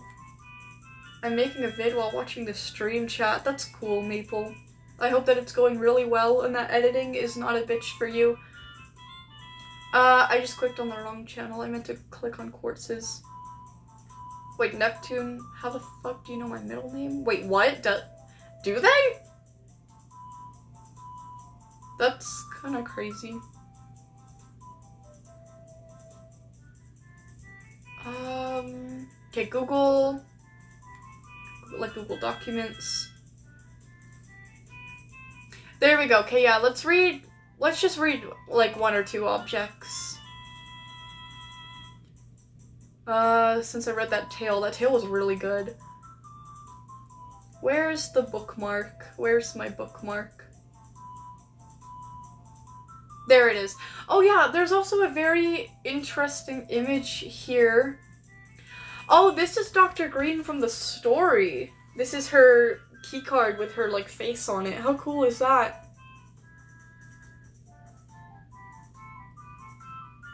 That's cool. Anyways. Oh, object A35, that's what we're on now. I like that number. Object A35, confidential level 5. Ooh. And it looks to be a USB stick. Was this a USB stick that was used in the story to, like, hijack the site? That's cool. Or the facility.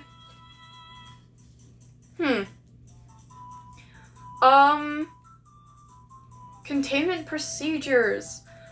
Object A35 should be locked inside a padded 10 centimeter by 10 centimeter by 5 centimeter box made of object A28, which I believe is that, like, really durable, like, metal thing. Oh no, it's just a coincidence. Okay. Okay, the USB that we're reading about is not related to the story. Okay, got it. Its box should be locked at all times.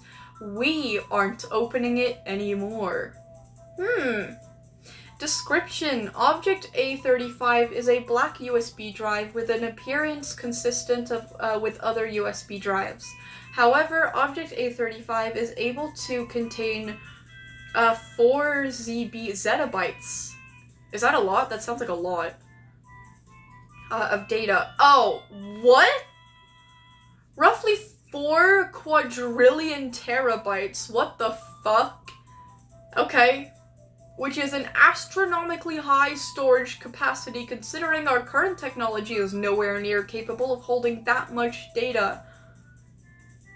Yeah, that's insane. Actually, that's really insane. However, Object A35's content can be opened on all devices. That have USB ports with relative ease and not affecting the device's storage and thus the device's memory and other electronic values.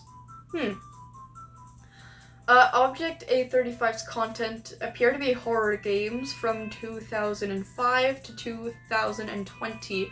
Oh, like Five Nights at Freddy's, Hello Neighbor, and Bendy and the Ink Machine.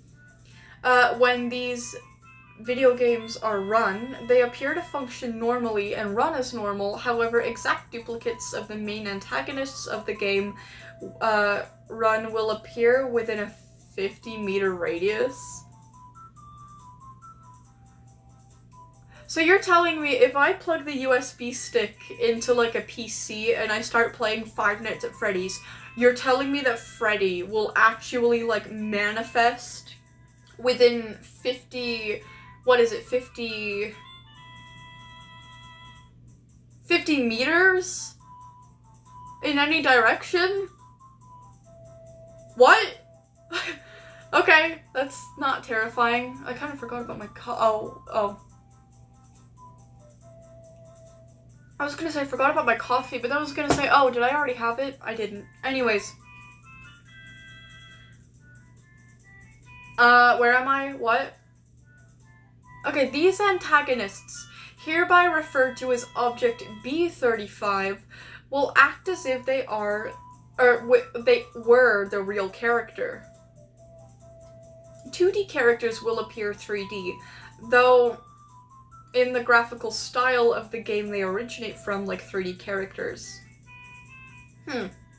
Certain objects and objectives will also appear in real life, such as keys, notebooks, vending machines, pipe wrenches, etc. Oh, test 1 Baldi's Basics. Game ran Baldi's Basics. Result. A dithered, why am I struggling so much with this word? A dithered, there we go. 5'11" man with oddly swollen red lips, a cylindrical body, gray long sleeve clothes, a long 1 meter wooden ruler, oddly flat hands, blue pants, and brown shoes. 7 notebooks of different colors appeared around the facility. Once opened by T5784, a green tablet-like object with a numbered antenna and purple. Wait, what? With a numbered pad, antenna and purple, oblate spheroid attached to the corner appeared in T5784's hands. The screen of the tablet asked T5784 basic math questions. However, the last question was indiscernibly math, appearing to be gibberish. This question appeared as the last of 3 questions for a subsequent book picked up. At first, Object B35 was friendly. However, after getting the impossible question wrong, Object B35 became enraged. Chasing after T5784 relentlessly. Every time, you're torturing me with these numbers, every time T5784 got a question wrong, Object B35 sped up significantly. Oh, just like he does in the game. Eventually becoming faster than T5784. T5784 was then eventually able to find all notebooks in the facility, causing Object B35 to disappear, as well as the notebooks. Sounds terrifying. I don't really know, like, too much about Baldi's Basics. Like the style of it kind of deterred me when I was younger. But I like this. This sounds terrifying. I like this idea.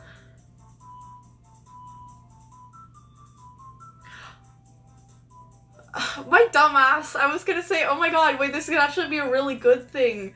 Like, I could use it and I could play, like, Five Nights at Freddy's Security Breach. And then we could have, like, Roxanne Wolf from, like, FNAF Ruin, where she's, like, the good guy, show up. And that would be really cool, because then we get to hang out with Roxanne Wolf. Ruin wasn't made before 2020. I'm so dumb. Ignore me.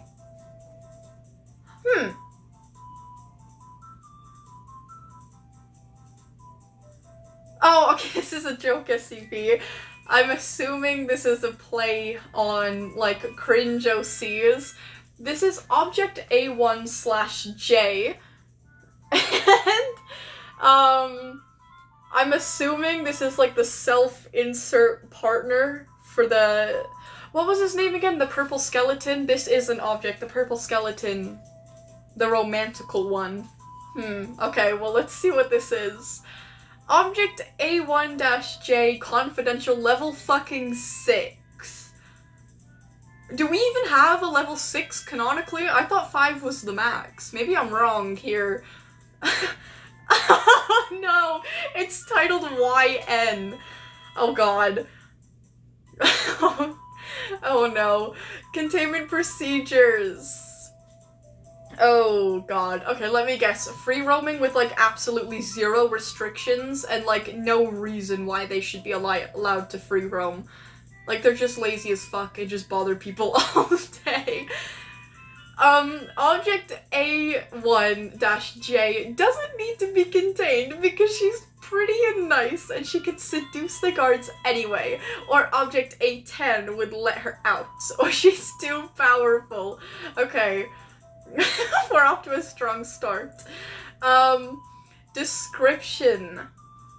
Object A1, I love how it's not like that she works for the Foundation or she's beneficial to them in some way, or like, I don't know, because there are like anomalies that can like free roam and work as staff. Like, I'm guilty of that. Canada's like that.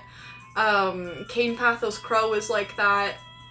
Kane is in like the SCP is like that. Dr. Clef is an anomaly. Like, it happens, but like there's an actual good reason why they're allowed to free roam and not be in containment.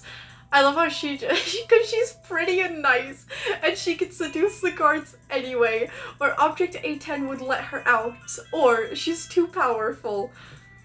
So annoying. Description. Object A1-J or YN is the prettiest girl ever. And she is a half demon, half angel, and she's cute, and she was abused by her parents. It's always the way it goes. They always have to have like some kind of tragic backstory. And I don't mean to downplay like anything, because some people like make OCs like that and they actually have been through things. I'm not trying to downplay or like deny anything, but usually when people make characters like this, it was like just because like their parents like yelled at them for not cleaning their room. And then they make like a self-insert with like an abusive like family. Obviously that stuff that actually does happen though. I'm not taking away from that, you know, obviously. But anyways, oh, and by the way, her heart necklace was from her mom, who gave it to her before she died in a car accident. Oh no. She doesn't need to wear a uniform because she's too pretty and she's so powerful and she can fly. Why can they all fly? And she has all the powers and she likes miraculous ladybird. Okay. And YN is dating Object A10. Okay, yeah, I thought so, just from the image. They are such a good couple, evidence above. And they love each other, and YN is pregnant with their child, young cheese. What? YN is royalty. Okay, and secretly the child of the Queen of Demons and the King of Angels. Does YN use Gotcha Life by any chance? And she's dating Object A10 secretly, and Object A10 is the purple skeleton, by the way. Okay, we can infer that from the image. YN is taken, but she can seduce anyone. And she's really badass and cool. She's a small bean. Okay, now I hate her. I liked her ironically up until that point. Now I hate her. And can fit in a teacup because she's so cute. She's gotta go. She's a yandere gotcha tuber. Of course she is. Am I the only one that occasionally gets recommended, like, Gotcha Life videos from years ago with, like, 17 million views? And they're always the most funniest, entertaining videos that you've watched in a long while. Please tell me it's not just me. Violet, what the fuck are you reading? This is the pinnacle of literature, Starscream. This is object A1-J, aka YN. What a beautiful conclusion to today's FICF reading. Oh, she's brilliant. You know what, I do appreciate, I love how she has a lot of the traits of, like, a typical, like, shitty OC, but she also has the traits of a shitty, specifically, like, an SCP OC as well. Like, with the, like, she's just allowed to free roam for, like, zero reason at all, and, you know, she's just so charming, and she's, like, half this, half that, and she has, like, a really convoluted design, and she doesn't, it's like, I don't know, like, the designer can't choose between anything, you know, she's gotta be half demon, half angel, she's cute, she was abused by her parents, I don't know. I think this is brilliant, I think this is brilliant. Anyways, okay, we're gonna move on from the, wait, what? She might unironically be included in Fall of the Facility. Please include her. We need more of YN. I'm so serious. I'm so serious. Like, she's enjoyable because she's satire, but, like, I don't know, even when I come across an OC like this that isn't satire, I still enjoy it because, like, I don't know, not in a mean-spirited way, but sometimes you've just gotta laugh, you know what I mean? Back to facts. Watermelons are 92% water. Oh, that is actually surprising. I mean, I know I know the majority of a watermelon is comprised of water. I didn't know it was as high as 92, though. That is very fascinating. Gives Violet my dog, Violet. Oh, thank you, Neptune. That's very appreciated. I almost shoved a thumbtack up my nose. Rules card, what the fuck? Ugh! How did that- okay, well, I'm glad you didn't, but how did that even happen? If I walk on a watermelon, does that make me 92% Jesus? I think so.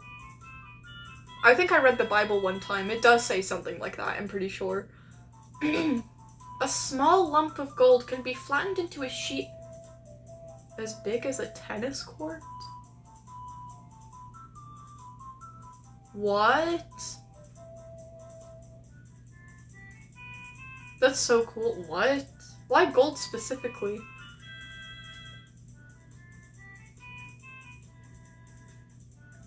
Wait, what? Water, food, brush, love, immaculate cleaning skills. What are you talking about?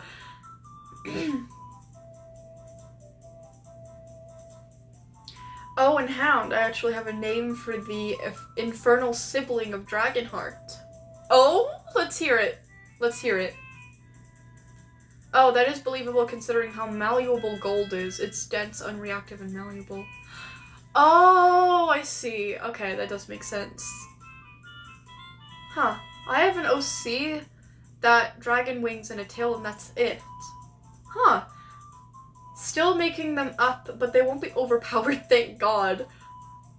Well, actually, Epsilon has an OC like that, Dragonheart. She's pretty cool. She's definitely overpowered, but she's pretty cool. I think it's possible to make, like, an overpowered character and still make them cool. It's all about how you write them. Like, with anything, I'm gonna be on, like, if your OC is, like, half angel, half demon, like, that can work. I'm not saying that, like, it's stupid just because of the concept. I'm laughing at it because it's commonly done in a very goofy way by very young and inexperienced people, right? But it can be done very well. I can't name, like, specifics off of the top of my head because I don't really know any characters like that. But I know that it could be done well with good writing, right? Like, self-inserts can be done well, like, overpowered characters can be done well. Honestly, it just depends on how they're written, you know? But yeah. Can I say my initials, or would that violate a rule? Maybe just, if you really want to do it, maybe just, like, your last name and your first name, and don't include your middle name. I would discourage it. I don't see how it breaks rules because it's not personal, but I wouldn't allude to personal information. I wouldn't give anything that would encourage people to guess what your legal name is, just in case. But, you know. Cheetahs are the fastest animals on land. While hunting, they can go from 0 to 47, oh my god, 45 miles an hour in just 2.5 seconds. Yeah, they're incredible. And they have, like, really loose, well, not, like, loose, but their spines are built for it, too. They're, like, living springs, basically. Yeah, cheetahs, not just self-glazing, but cheetahs are awesome. Oh, you have a pretty unique, rare name, not gonna lie. Oh, that's kind of cool. It's not very creative since they all have the same naming scheme. Oh, Fireheart! No first name yet. Oh, that's so cool, though. Are they...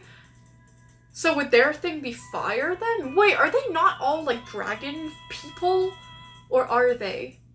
Because Dragonheart is Dragonheart, so is Fireheart not related to dragons, but fire? I'm not sure. Or is Dragonheart called Dragonheart because she's, like, a basic dragon, but she's, like, the dragon, you know, like, she will become, like, the most powerful dragon. And then Fireheart is called Fireheart because he's also a dragon, but his thing is fire. Or her thing is fire? Their thing is fire.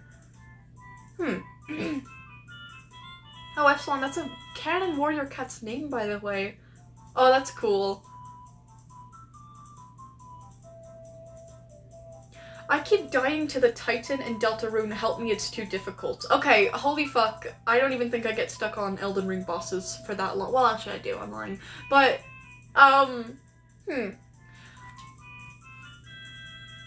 rules card, is there any way that you could alter your stats in Deltarune? I'm not really sure how the combat system works. Oh, screams. Oh shit, wait. Cheetahs also meow like literal house cats. Oh, yeah, I've seen videos where they like chirp. It's really cute. They also tend to be very anxious animals. So many captive ones have emotional support dogs. Oh, yeah, I saw videos like that. They're adorable. Violet, check my last message, not the one to Epsilon. I remember how I used to have a made-up species called the Power Lynxes. Ooh. That knew how to use human technology and manufactured it. They had superpowers and could run up to Kazillion Wishopillions and miles per hour. Okay, that was definitely a word. I don't even know if I pronounced that right, but, I mean, that's cool. That's a creative concept. A group of lynxes with, like, superpowers and intelligence. It's a good concept. Don't ask, I was 5. You came up with that when you were 5? To me, that's even more impressive.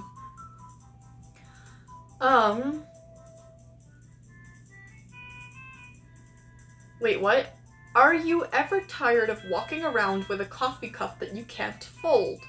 Well, worry no more because we have paper bags. But you have only 0.2 seconds to drink from it, otherwise something bad happens. Oh, I get it. You're saying that I could pour coffee into a paper bag and that way I'd be able to fold it, but then because it would soak through the paper bag, then I wouldn't have a lot of time to actually drink from the coffee because it's a paper bag and it would soak through it. I get it. That's silly. That's funny.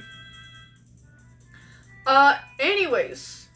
Oh shoot, I gotta go. Goodbye, beautiful people. Goodbye, Rosanna. You have a beautiful day. You have a beautiful weekend. You have a beautiful time. I will see you when I see you. I use plastic instead. I think I'll just use a coffee cup or a mug. I don't really want all the microplastics. I like warm drinks. I like hot drinks. But Hound answered about your question about the mini dragons or not. Oh, cool. Let me see. Oh, they are dragon-related? Yes, they're dragon deities of different elements, essentially. Oh, I see. I could be wrong, but I'm assuming from that, then, that Dragonheart is, like, the dragon. Like, she's just supposed to be, like, the most powerful. Anyways, okay. Oh, by the way, Getting Over Things new chapter will be happy and fun? Kinda. What do you mean, kinda? Okay. If you say so. Check my last message. What did you say? I think I should make something with them, but just tweak them a bit. I already had to change the name from human cats to power lynxes because I realized how fucking gross this sounded. You know what, now that you mention it, it kind of sounds like, you know that one movie called Cats? That was, like, literally just, like, the humanoid things with, like, fur and cattails. I never saw that movie, but people are not nice about it. Apparently it sucks a lot. Apparently it sucks a lot, but, you know, I've never seen it. It does look fairly bad. The character designs are questionable. But anyways, rules card, you are next on the list. What was it called again? Exodus, that's what it's called. I'm surprised I remember the name of it.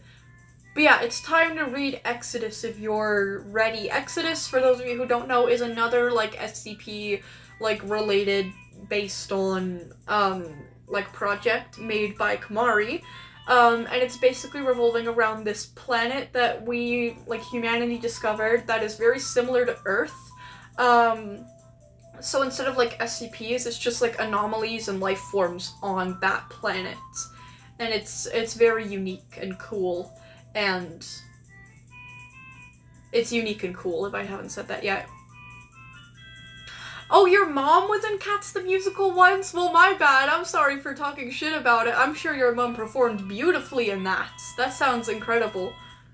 That sounds incredible. And you know what? Good for your mom. That's an incredible, like, role to get, because that was a really big movie at the time. Like, a lot of people were talking about it.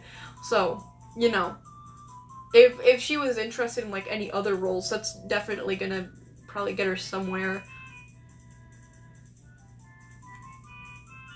Wait, what? Oh no, I swear, y'all will be happy. Maybe a very, very genuinely irrelevant death, but it's getting over things. What did you expect? Yeah, exactly. Exactly. I was thinking about doing something like that for SCP Confliction.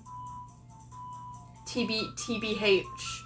Where I'm basically gonna have, like, filler, or, like, I've temporarily named them safe chapters, where basically it's just gonna be, like, a chapter that's, like, kind of fluff, that's meant to, like, build character and give, like, more exposition and things like that, but they're more lighthearted, and less edgier and full of, like, death and gore and whatnot, like my usual chapters are. I'm thinking, like, every, like, couple of chapters or so, I just throw in, like, a safe chapter in there, where it's basically just, like, character development filler, but it's, like, it's more lighthearted and, like, maybe comedic, because I feel like it would be, you know, I feel like I could do maybe a little bit of a better job explaining more exposition for Confliction, because obviously we've only just gotten started. We're on chapter 3 right now,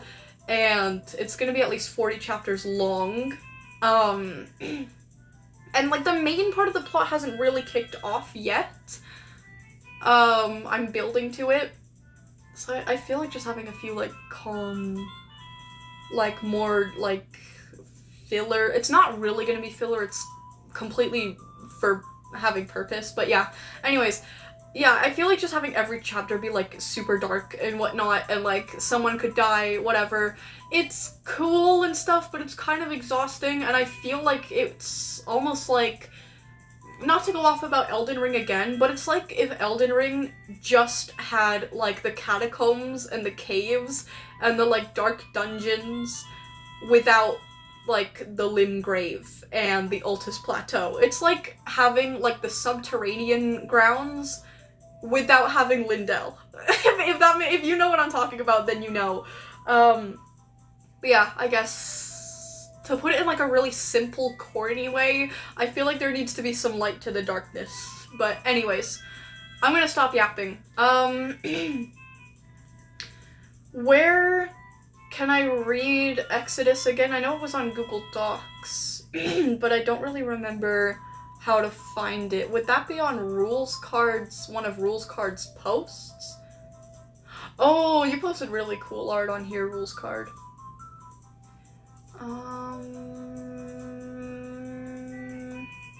I'm just skimming through your posts to see if there's like any link. I don't think so. No, I don't think so. Maybe it's on Kamari's channel then? Kamari/Rules Card. How do I find Exodus again? I'd like to start reading it. Oh, Epsilon, you answered my question. Oh, yippee! No. Dragonheart is a goddess of collapse, another destruction. Ah, her counterpart is of creation, while there are other elements, which I've talked to you about before. Oh, well, yeah, I know that. I'm not acting like I don't know anything about, like, Dragonheart. I'm just wondering why she's named, like, Dragonheart instead of, like, Collapse Heart, if her thing is Collapse. I just kind of assumed that it was because, like, she's, like, the dragon, because she is insanely powerful. But yeah, still, very cool regardless.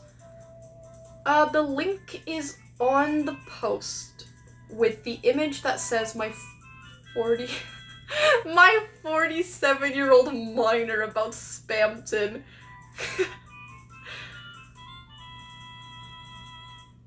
Something tells me that Spamton is the type to call himself a 47-year-old minor.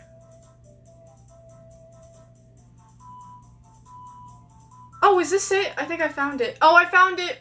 I found it surprisingly fast for me. Okay, let's click on this here and let's go read some Exodus entries. Oh, wait, they're called ODs. Yeah, they're called ODs. Things Violet hasn't read yet. OD 88, OD 101. No, not 101, 121. When I'm done reading this, I'm actually going to Google why I read things completely wrong sometimes, because I feel like there has to be a better, more psychological explanation than I'm just dumb. But at this point, I wouldn't be surprised if that was the answer. But anyways, OD 88 then. OD 88.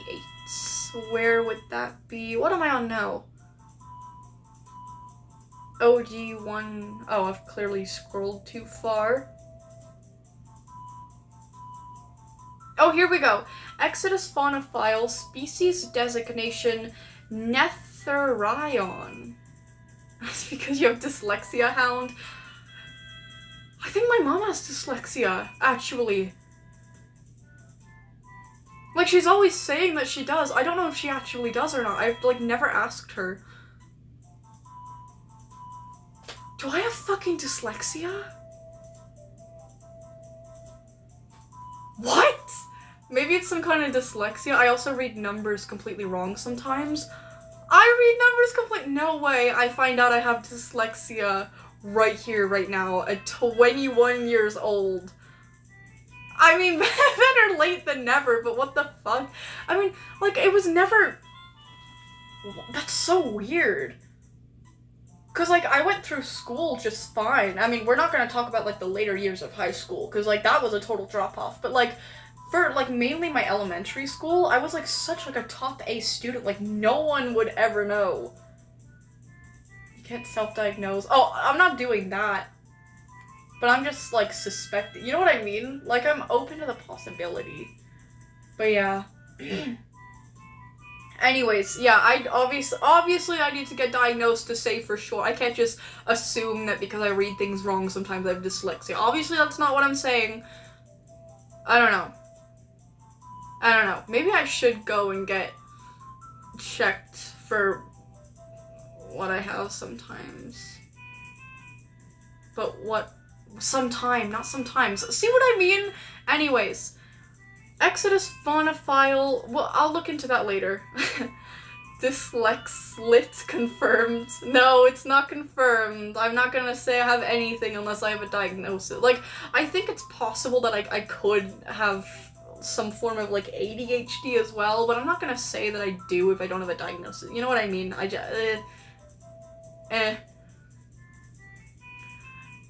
be honest, I never really cared enough to know. I just kind of, like, treat my, like, if I, like, since I think I have, or I might have, like, ADHD in some form, I treat myself like I do, and that helps me a lot, actually, in my day-to-day life and managing things, but I don't know, I've never been bothered to, like, actually go and get diagnosed for things, so maybe I should actually just go and check. But yeah, I am gonna look it up afterwards, because I am curious. That would be insane.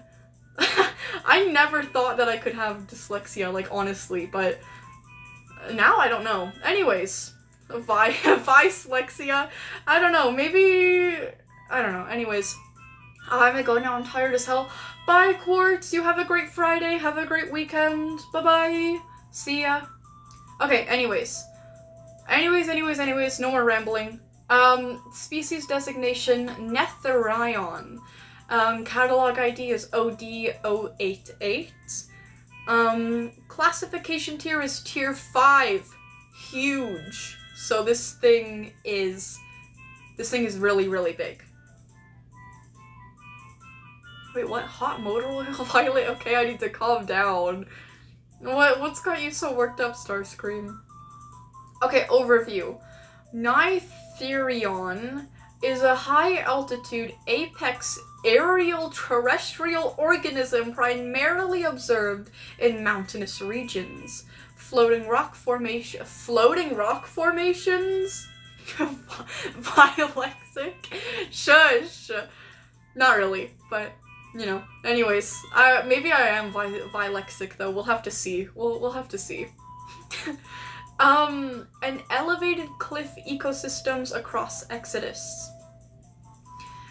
This species is highly mobile, capable of sustained flight and grounded locomotion. Despite its massive size, Netheron is rarely detected at close range due to its preference for extreme elevation zones and rapid vertical movement patterns. Huh.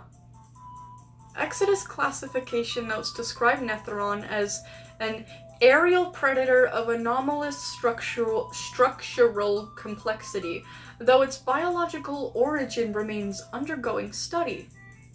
Huh. Physical description. Netherion is a large avian-derived organism with a highly complex multi-structure anatomy.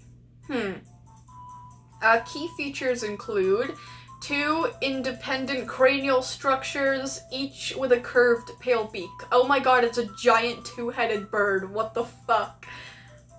Dual ocular systems per head, with orange-white pigmentation and dark rim markings.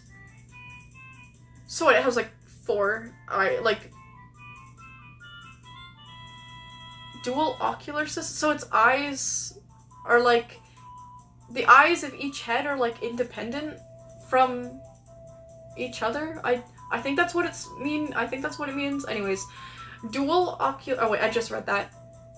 Black cranial crests with additional secondary floating chest structures. Multiple cheek protrusions with color variable terminal tips. Long neck systems partially connected by chain-like structures emerging from white void regions. What the fuck do you mean, white void regions? Layered spiral architectures featuring spikes, rings, and segmented dorsal projections. Asymmetrical floating bone-like structures distributed along wing and tail regions. Huh. Wing appendages, whatever, terminating in elongated clawed thumb structures with inward curvature. Multiple independently floating blade-like appendages, why the fuck can I not say this word? Appendages, associated with wing remiges. Remiges? Yeah, I think so. A long tail with forked feathering and a terminal floating blade structure. Bipedal anisodactyl octal foot structure, okay, with raptor-like talons and elongated dew claws. Huh. See, this is the kind of thing I would Google if I wasn't on live, because I know if I Google it, I'm gonna get sidetracked and go on like 10 tangents before we get back into reading. Several anatomical components appear partially detached yet remain in stable orbital alignment with the main body. That's so cool. So it's like kind of detached but like attached in some way, like it's floating, like the body part is like independent from like the other parts of its body, but it's still like attached, kind of. Huh. Behavioral profile. This thing is fucking terrifying. I just know this is gonna be some scary shit. Nitherion? I was able to pronounce this like a second ago. Nitherion, whatever, exhibits predominantly solitary behavior and is most active in high-altitude airspace above mountainous terrain. Observations indicate primary locomotion via flights, with occasional grounded movement on elevated surfaces. Coordinated aerial hunting behavior targeting large terrestrial fauna. Oh, so they're primarily, like, solitary, like they like to stick to themselves, but when they're hunting larger prey, then they get together? That's cool, that's intelligent, that's scary. Wait, Violet, you don't need to know what hot motor oil is, it's Transformer related. I think you just told me all I needed to know. I'm not dirty-minded, but I'm not stupid. I'm moving on.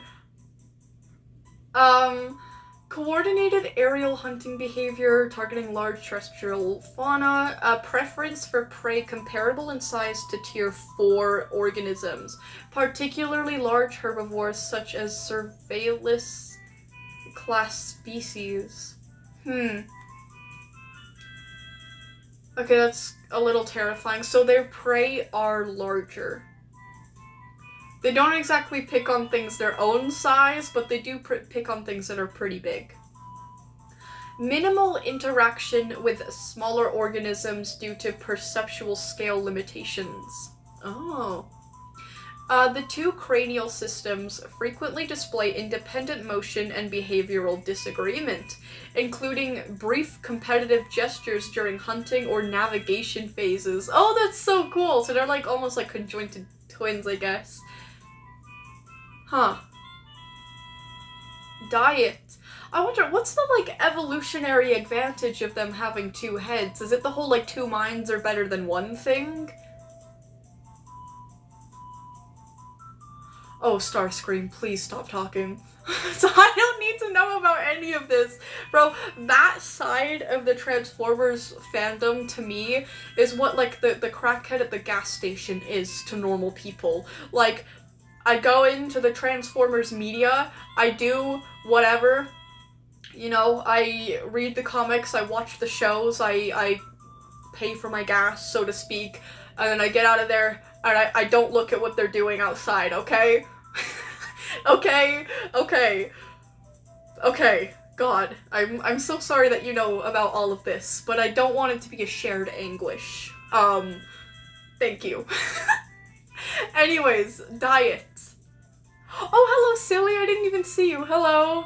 You know what I don't know what valve plug is, but, like, again, I'm not dirty-minded, but I'm not stupid either. And also, I've seen people's usernames on TikTok before. I can safely assume. I may not be getting it 100% accurate, but I know enough to not want to know more. It's like 90% of the things that I hear about Dr. Clef. Like, I know, and I get it, but I don't want to know, and I don't want to get it. But anyways, I'm gonna move on. Their diet. They are omnivorous with strong carnivorous bias. Their primary diet consists of large terrestrial herbivores, medium to large aerial fauna, opportunistic scavenging of high-altitude carcasses. Okay. They sound scary. Like, really fucking scary.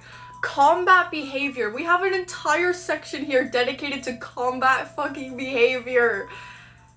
Nithurion engages in high-speed aerial strikes. Oh my god, they're like falcons. Utilizing both physical force and externally manifested blade-like structures. What the fuck do you mean, externally manifested blade-like structures? Get out! Key combat traits: rapid vertical dive attacks from extreme altitude, coordinated multi-appendage striking patterns, use of floating blade structures during engagement sequences, highly lethal when engaging large grounded targets, rapid vertical. I'm stuck on rapid vertical dive attacks from extreme altitudes. So they're literally like falcons then. These things are so cool, but I don't really like a lot of like, I don't know, like aerial dinosaurs and like just like big birds in general. They kind of freak me out, like ostriches. I hate ostriches, and I can't even tell y'all why. I hate ostriches. I find ostriches freak me out so much. Anyways, the species is capable of overwhelming most tier 4 fauna in short duration encounters. Yikes. Notable biology anomaly. What? Oh, biological anomaly. Nithurion possesses multiple semi-independent floating anatomical structures, including wing-associated blades and tail-bound components. These structures remain spatially bound to the organism without visible muscular or skeletal connection. Additionally, the dual head system exhibits occasional internal conflict behavior, suggesting partial neural autonomy between cranial units. I like the sciencey way you word things. It's very satisfying. Anyways, environmental signature. Nithurion presence is typically preceded by sudden atmospheric pressure drops at high altitude. Okay. Brief visual distortion near floating rock formations. Shadow displacement inconsistent with sun position. Metallic or blade-like tonal resonance during flight. So fucking scary. Direct observation is rare due to extreme altitude preference. Huh. Survival advisory. Exodus personnel are strongly advised, do not remain in open high-altitude zones. Avoid vertical movements into cloud layer regions without protective cover. What protective cover is gonna even do anything against these monsters? Unless, like, cover, by cover you mean, like, some kind of disguise that helps you, like, blend in with the environment so you can hide from them. Seek immediate grounded concealment if aerial shadowing is detected. Do not attempt visual tracking of descending movement patterns. Okay, actually, I'm gonna pause right here because I need to know what my dogs are barking at. I will be right back. You guys argue about your favorite animal while I'm gone.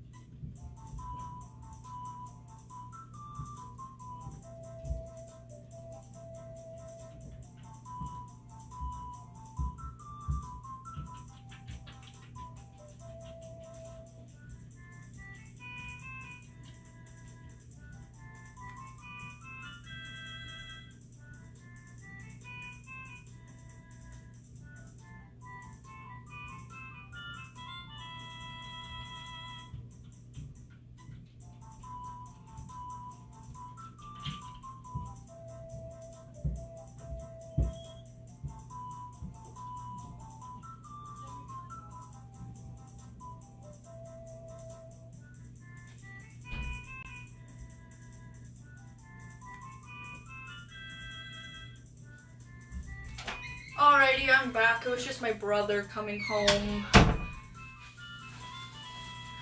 Anyways. What did you... Water bears are cute, not gonna lie. They're so fucking tiny. That doesn't mean they're cute. That doesn't mean they're... I think they're hideous. Actually, I think they're hideous. But, you know, to each their own. Anyways. Let's continue reading. Do not attempt visual tracking of descending movement. Do not attempt visual tracking of descending movement patterns. Once a descent attack is initiated, evasion success rates drop significantly. That's so fucking scary. What? What, you mean like upstairs? My brother came home. But anyways. Chat, help me help her. Who? Me? What's going on? Violet, put Pepsi on the list right fucking now. Oh, does Epsilon have a story? Let me add Epsilon to the list. There we go. Added. Neat. I can't wait to see what Epsilon has. Anyways, okay, we're gonna keep reading this. I think we'll read like 2 ODs and then we'll move on.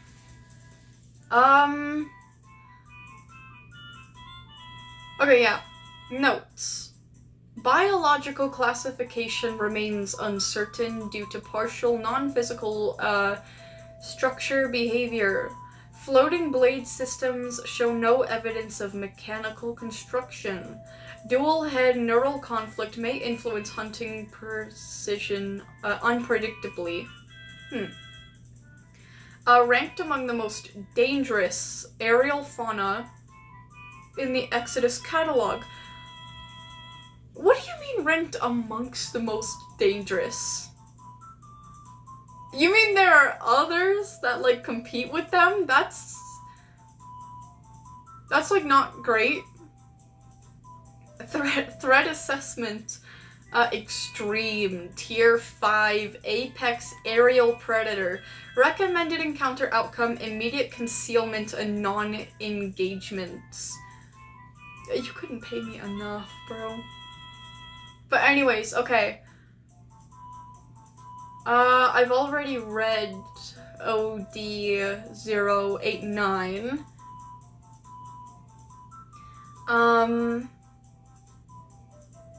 I've already read my Kavora.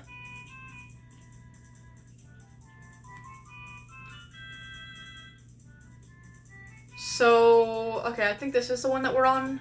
Yeah, OD121. This one is, I like the names for them too. But anyways, this one is called Neiracorax or Neiracorax. I'm just gonna say Neiracorax. I don't know how to pronounce anything ever. Neira. I'm gonna go Neira. Neiracorax. Yeah. Okay, anyways. Overview. Neiracorax, was that what I said I was gonna say? Yeah, I think so. Is a massive, oh yeah, tier 5, huge. Is a massive semi-aquatic apex predator found exclusively within warm, shallow coral reef systems of Exodus. Due to its extreme coloration and reliance on reef camouflage, this species is notoriously difficult to detect prior to engagement. Despite its primarily aquatic nature, Neiracorax is capable of limited terrestrial movement for short durations. Prolonged exposure outside water results in rapid physiological failure. Okay. And we got physical description. Neiracorax exhibits a large theropod-like body plan with large spinosaurid similarities. Adapt for aquatic ambush hunting. Oh, terrifying. Key anatomical features include massive body size compared comparable to a large vehicle. What, like a bus? A semi-truck? A van? That can vary a lot. What kind of large vehicle are we talking about? Dorsal armor plates spanning the upper body. Bright, multi-spectrum coloration, including red, orange, yellow, green, and blue pigmentation. White ventral region extending across underbelly, neck, and tail base. Coral-like biological protrusions located on the tail tip, hind limbs, and chin region. Dual eye system per side of head. 4 total ocular structures. Slender, elongated jaw structure designed for rapid snapping strikes. Oh. Thin, whisker-like sensory appendages extending from jaw and cranial ridge. Okay, the males have 6 lower jaw whiskers, and the females have paired elbow whisker structures. Oh. The organism is heavily integrated with reef-like biological structures, giving it a living coral appearance while in motion. Oh, that's cool. Actually, that's kind of scary. That means they can, like, camouflage really well. I think my brother's riling up my chihuahua. Just ignore them. And my shih tzu. Ignore them. Habitats. Corax inhabits warm, shallow reef systems, crystal clear coastal waters. Okay, now my Shorkie is getting involved. I can hear all of their barks. I might have to go tell my brother to shut them up, but I'll let them have a bit of fun first. Crystal clear coastal waters, high biodiversity coral fields with dense fish populations. It is most commonly observed in visually vibrant environments where its coloration provides near-perfect camouflage among coral structures. Oh my god, its behavior. For some reason, this one doesn't seem as scary to me, at least not yet.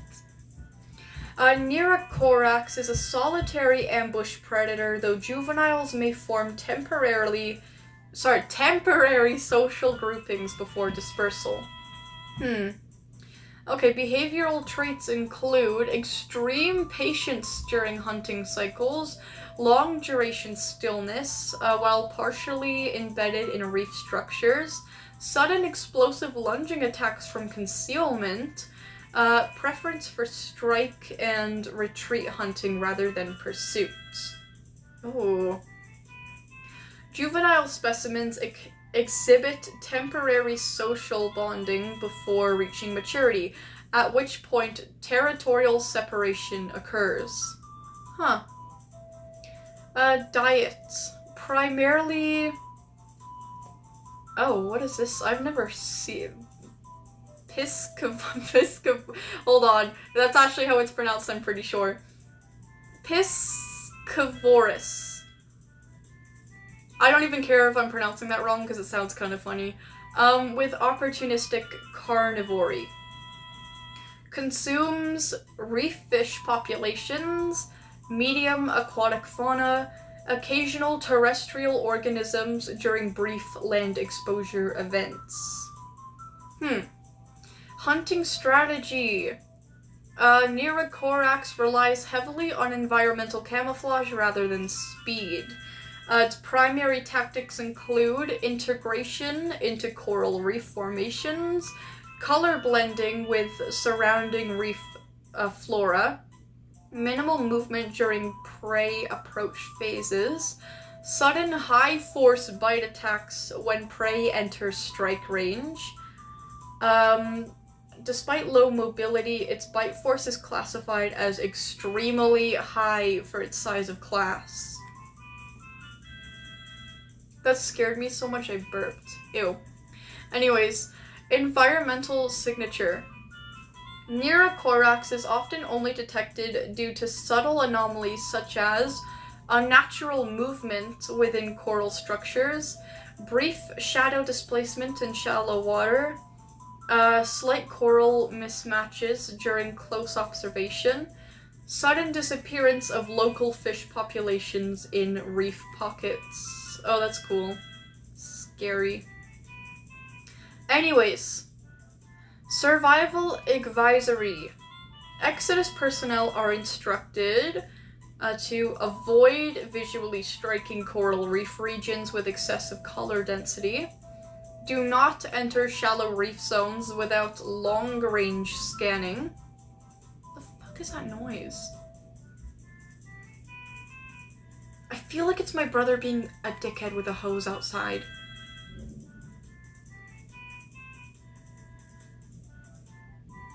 I feel like it's definitely that, if you guys can hear that noise. Sorry about that. He's doing some yard work. I don't know what he has to do, but it's involved with a hose, but you know, he does what he wants. Anyways, do not enter shallow reef zones without, oh yeah, long-range scanning. Do not assume coral structures are static. Maintain distance from still reef formations larger than standard fauna scale. If detection occurs, immediate withdrawal is recommended. Do not disturb reef structures under any circumstance. Okay, notes. Oh damn, this is like the bottom of the list. Huh. Full biological integration with coral systems remain under investigation. Coloration appears active rather than purely pigment-based. Adult specimens exhibit near-perfect camouflage within reef environments, classified as a high-risk ambush predator despite lack of pursuit capability. Threat assessment is severe. Tier 5 aquatic apex. Recommended encounter outcome: immediate disengagement from reef zone. Yeah, you kind of just have to like not be in the area. Huh. I like this one. This one is, it's not as scary to me as the aerial one, but I mean it is still pretty, it's pretty threatening for sure. I like this one though. I feel like it's designed, like I feel like it would look so pretty and colorful. Well, SCP-035. Yeah, why is my husband being discussed right now? What did he do? He didn't do anything, so I don't know why you guys are talking about him. Wait, also look at my most recent post, and if you want to, the post under it, the most recent post has details about my D&D OC. Oh! If you want to read it, and the post under that is a Deltarune AU made by someone else. Okay, well, I'll look at the post, and I'll look at the D&D thing real quick, and then after that, Sahara is next on the list, then it's Epsilon. Then we'll look into Quartz's, like, ARG a bit more, because I'm interested in that.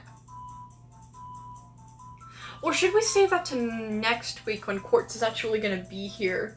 Because I feel like if we get things wrong, he's not gonna be around to call us, like, dickheads for it or anything, so I don't know. Maybe we should wait. I'll see. Anyways. Wait, what about Megatron? Oh, we're just naming things for the sake of it. That's nice. I don't know, tax evasion. Okay, look at my most recent post. Go to channel. Oh wait, I'm already on your channel. Was it the thing that you posted 1 hour ago? Or is it more recent than that? Because I might have to, like, restart YouTube. Oh, Violet, somebody said me. Thank you, Mabel.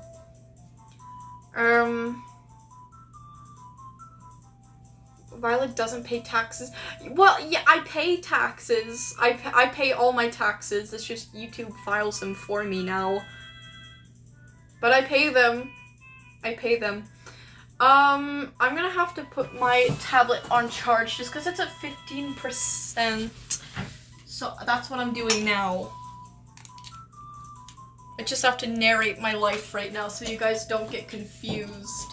So you guys don't think I just left and abandoned you all to go like fucking lay on my bed or something.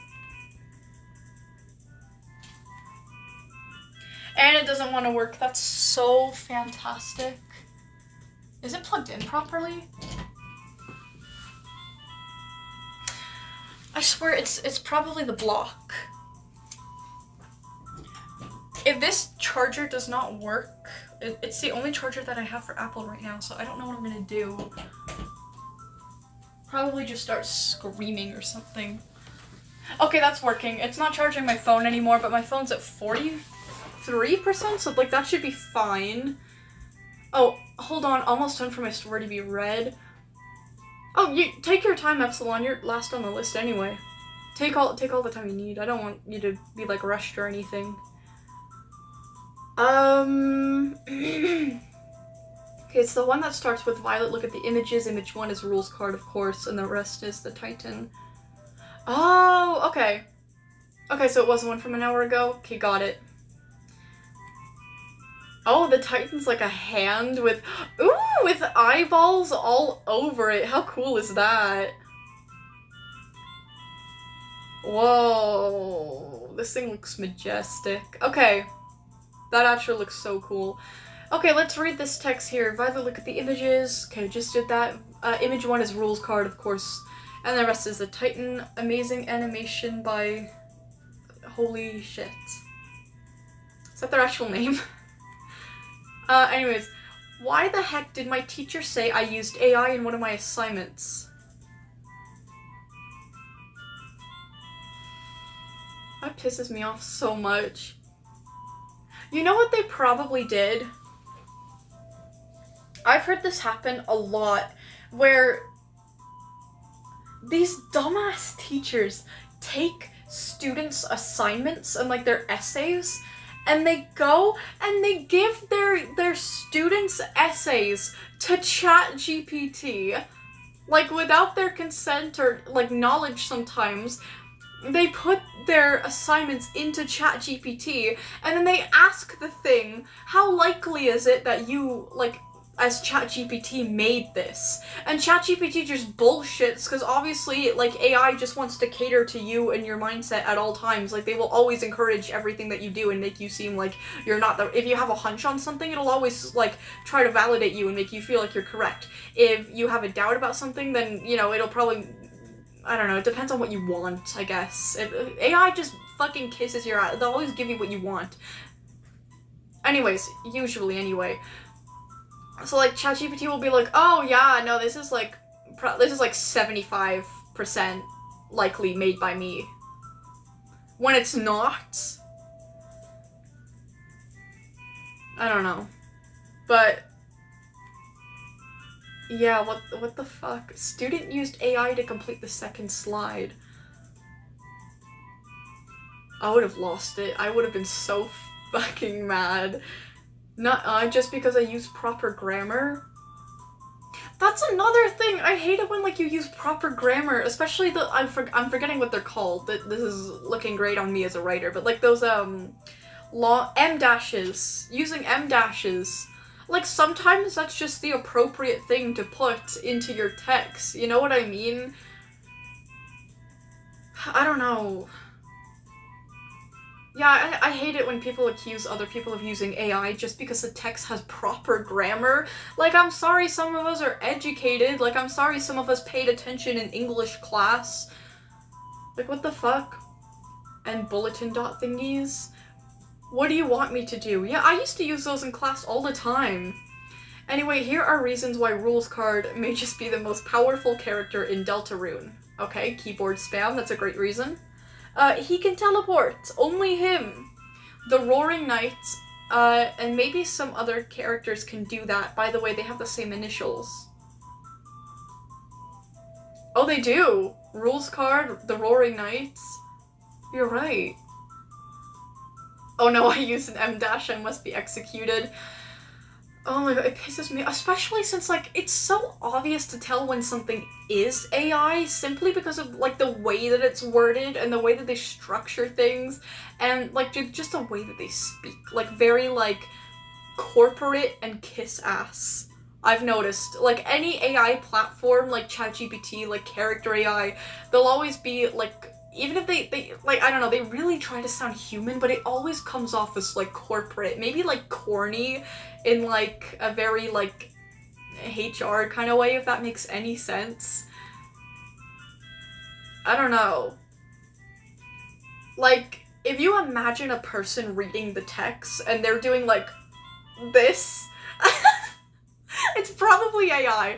I don't know. That's like one of the ways that I can describe it. Like it's obvious just in the style of the writing, like the tone of the writing voice, not the grammar. I'm never able to tell because of the grammar, you know? Like M-dashes can help if they're like abused or whatever, because that, yeah, typically people don't do that and typically AI does, but like just using it like occasionally, that's not a sign at all. That kind of infuriates me. But anyways, that's my other tangent done, I guess. Rules card is RK. The Roaring Knight is RK. Thank you for quite literally spelling it out for me. He hinted at a greater transformation in Chapter 2 before getting turned to stone. Dude, how are you using parentheses in your dialogue? How are you putting stickers into your dialogue? Oh, so he has, like, more control over things. Maybe a little bit fourth wall breaking? Plus, he's the rules card, so he can change the laws of the universe. Since you technically have to follow the rules. He is the rules. That, like, unironically goes really tough. That should be, like, a starting line to, like, an edit of him.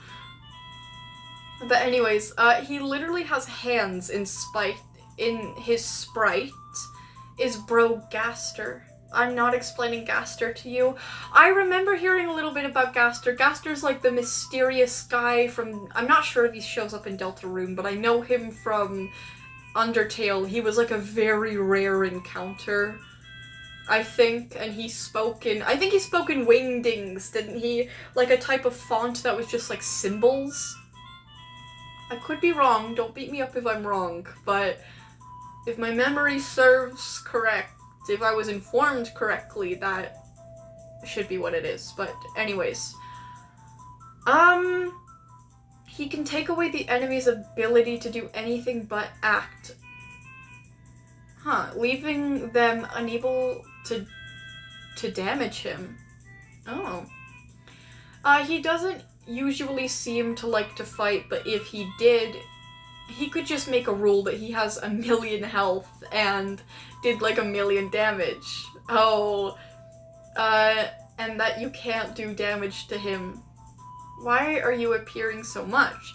He cannot just be a running gag, because why are they telling us like nothing about him, but also making him appear over and over again? He's the only reoccurring character who's shown up enough to be important, who hasn't A, had a character arc, or B, been set up for some obvious story importance. You're onto something.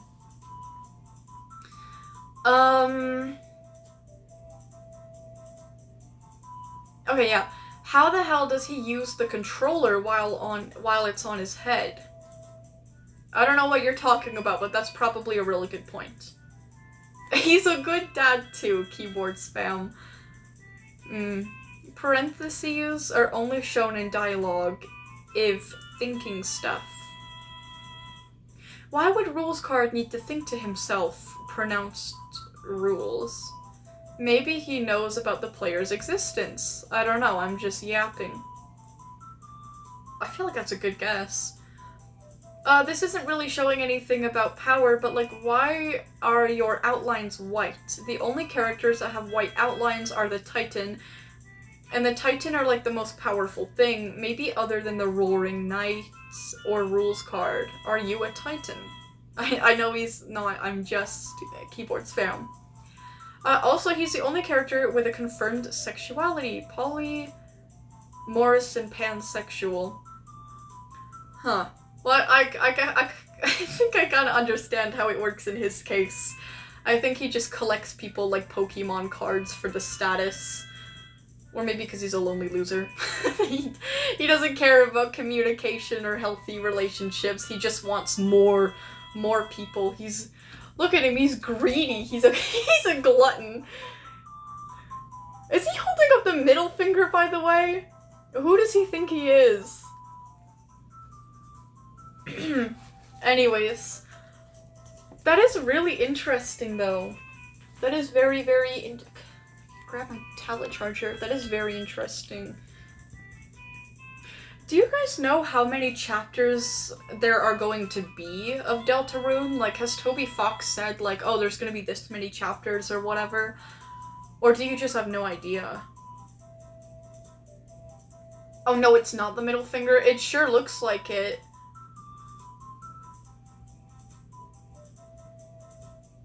Actually, it kind of looks like he's holding his fist at his side, like this, maybe. I don't know.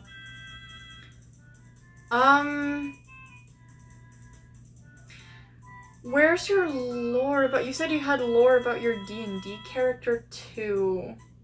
Where's that? Is that in the second post? Oh, D&D OC. I know I probably won't be doing nothing with this guy, but this is mostly for fun. Oh, that's so cool. Oh, wait, that picture is them. Oh, that's so... Oh! Oh, I'm gonna show this. This is so cute. Essie. It's Adult Little Menace. How cool. They're like a TV cat. That's very creative, and I like the colors, too. Oh, I like that one of their pads is like a star. That's also cool. Oh, and they have the same markings on their sweater, too, or on their hoodie. Okay, well, let's learn about him. So his name is, sorry, not his, their name is Essie. Their class is Warlock.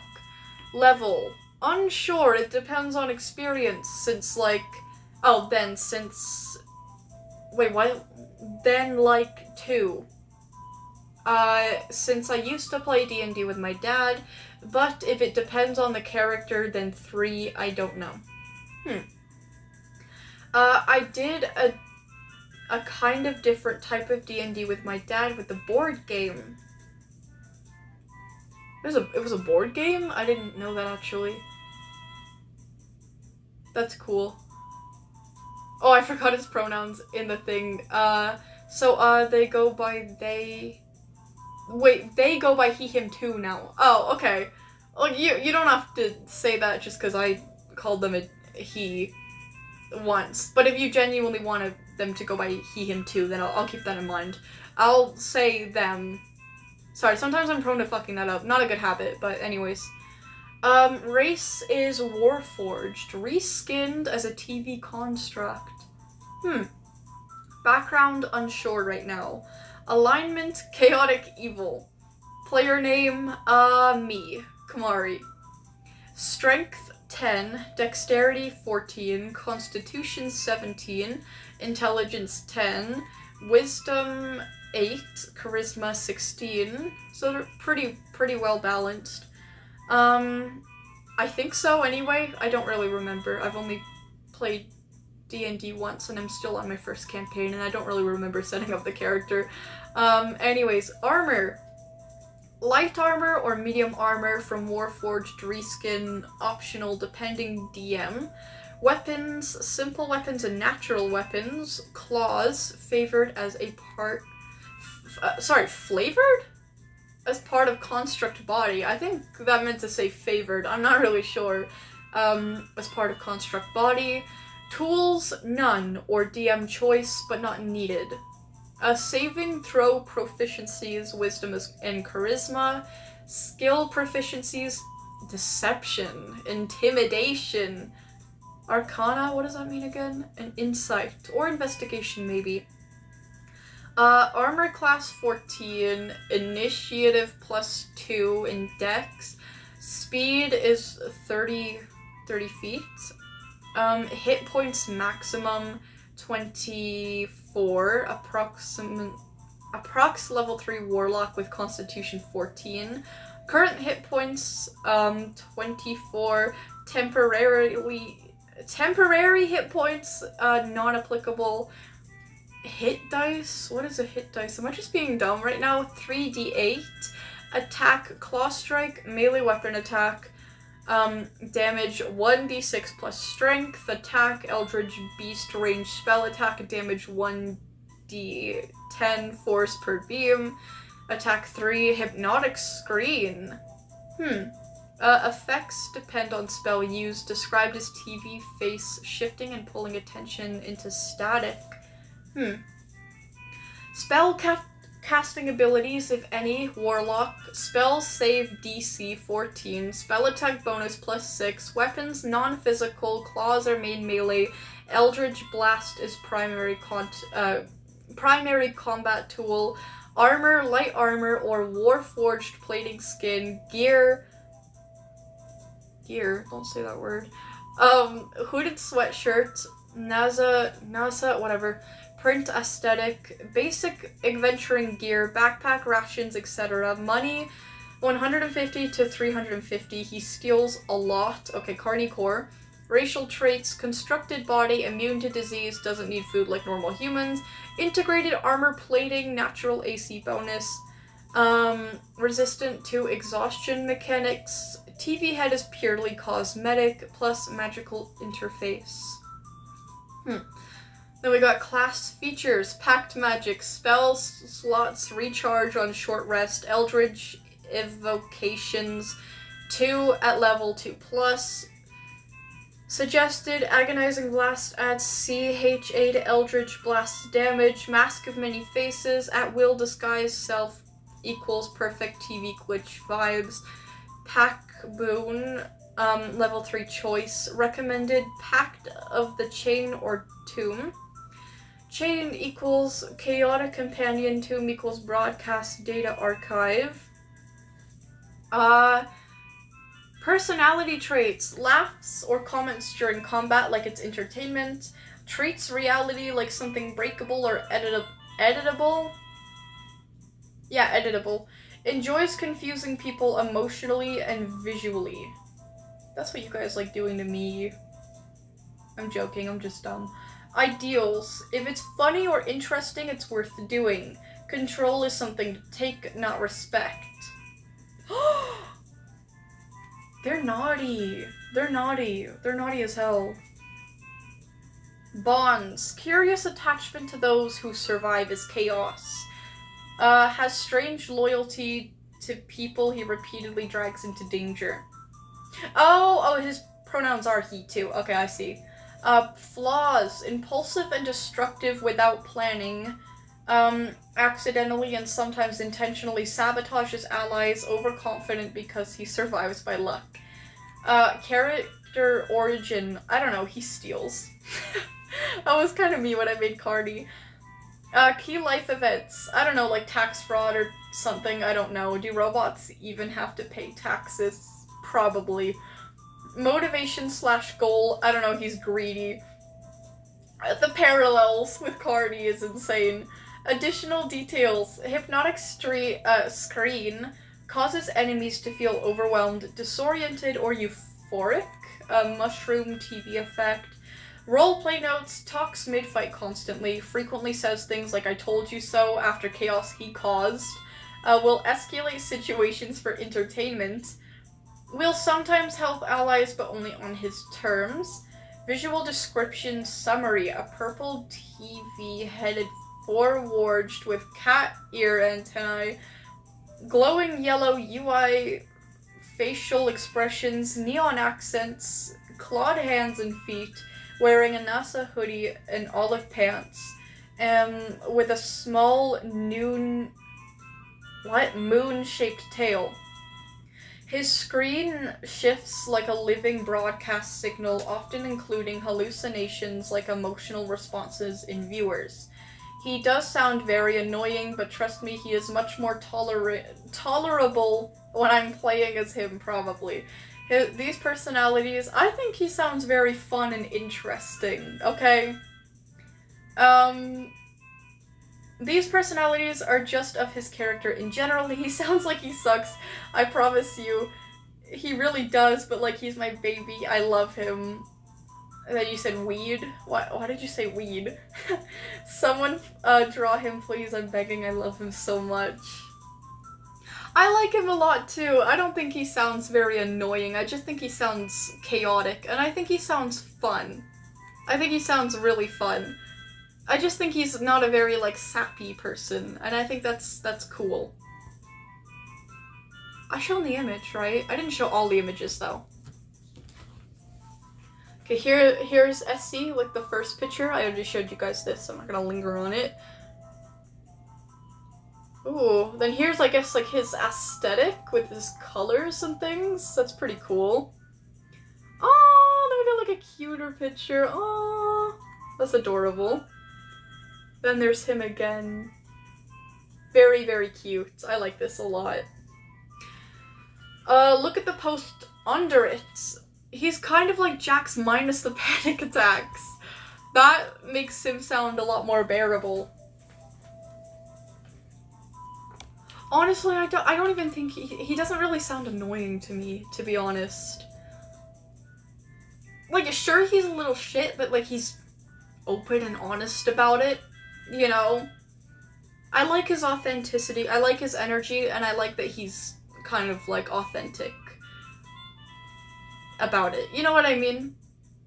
You said you wanted me to look at the post below it too? Okay, but I do have to move on to, like, other stories soon, but I'll read this one too. This Deltarune Spam Tenna AU is so cute. Oh, is it? He last image is in no way related to the AU. I don't know why I put it there.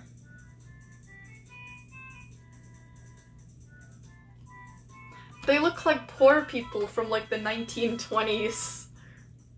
Or I guess 30s would be more accurate. Oh, they're kind of cute, though. Aww.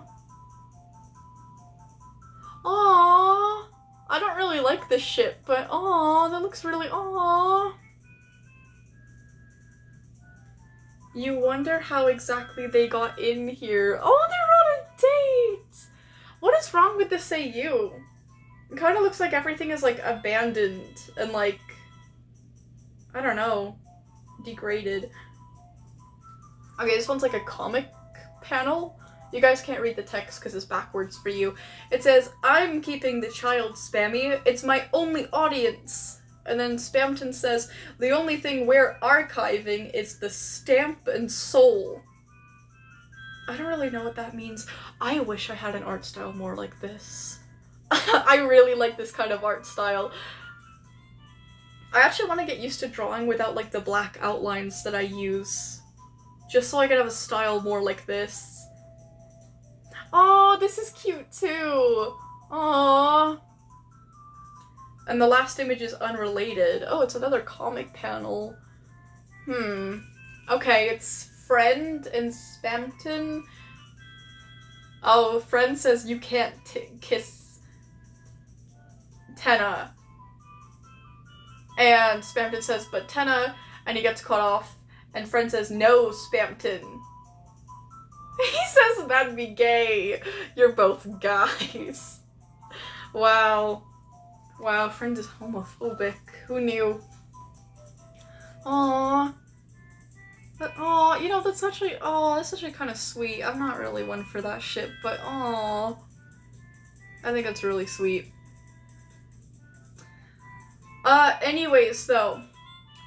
Okay, Sahara says they gotta go in 30 minutes, so we are literally just gonna read their story, like, now, like, now.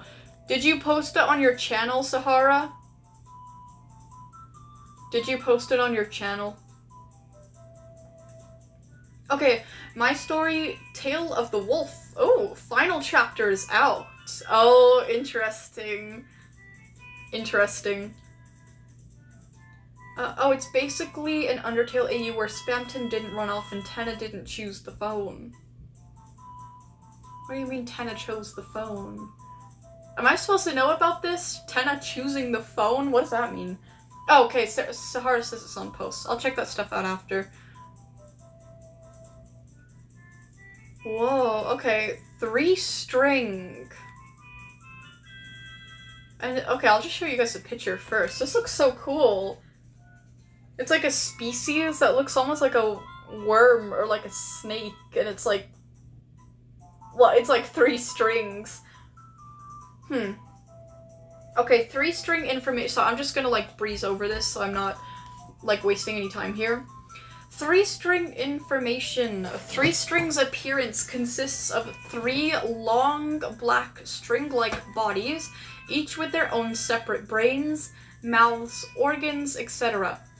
At the end of each body, it connects to the main body, which is thicker than the other ones, and has a few organs the other ones don't have, mainly organs used for digesting food. The length of the 3 non-main bodies range from 1 to 3 meters? I thought they were like this big. What do you mean 1 to 3 fucking meters? While the main body is usually just around 40 centimeters. Oh. Oh, I see. 3-string seem to have no eyes, but their eyes just match the black color from their skin. Oh, okay. They also seem to lack teeth, and this is because they are able to move their teeth back and forth.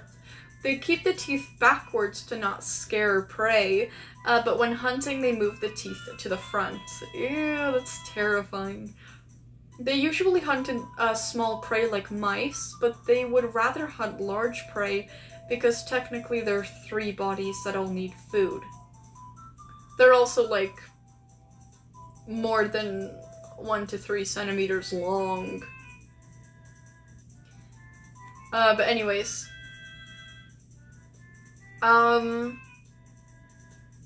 They all eat they eat small prey similar to how snakes do. If they find a large prey and want to catch it, all bodies will collectively work to suffocate the prey before moving their teeth all the way to the front in a way that makes them protrude forwards. Oh, and start drilling into the prey like weevil drills into an acorn. Okay. If you've never seen weevil drill into an acorn, watch this. Okay, I'll click on that link after. 3-string can produce eggs. Their eggs come out long, white and soft with no spots. Over time, the eggs curl up into spiral-like shapes, turn slightly yellow, harden again, and gain small dark spots. These all happen at the same time, not in order. Okay. After about 2 weeks, they hatch by bringing their teeth forwards and drilling through the eggshell like how they drill into prey.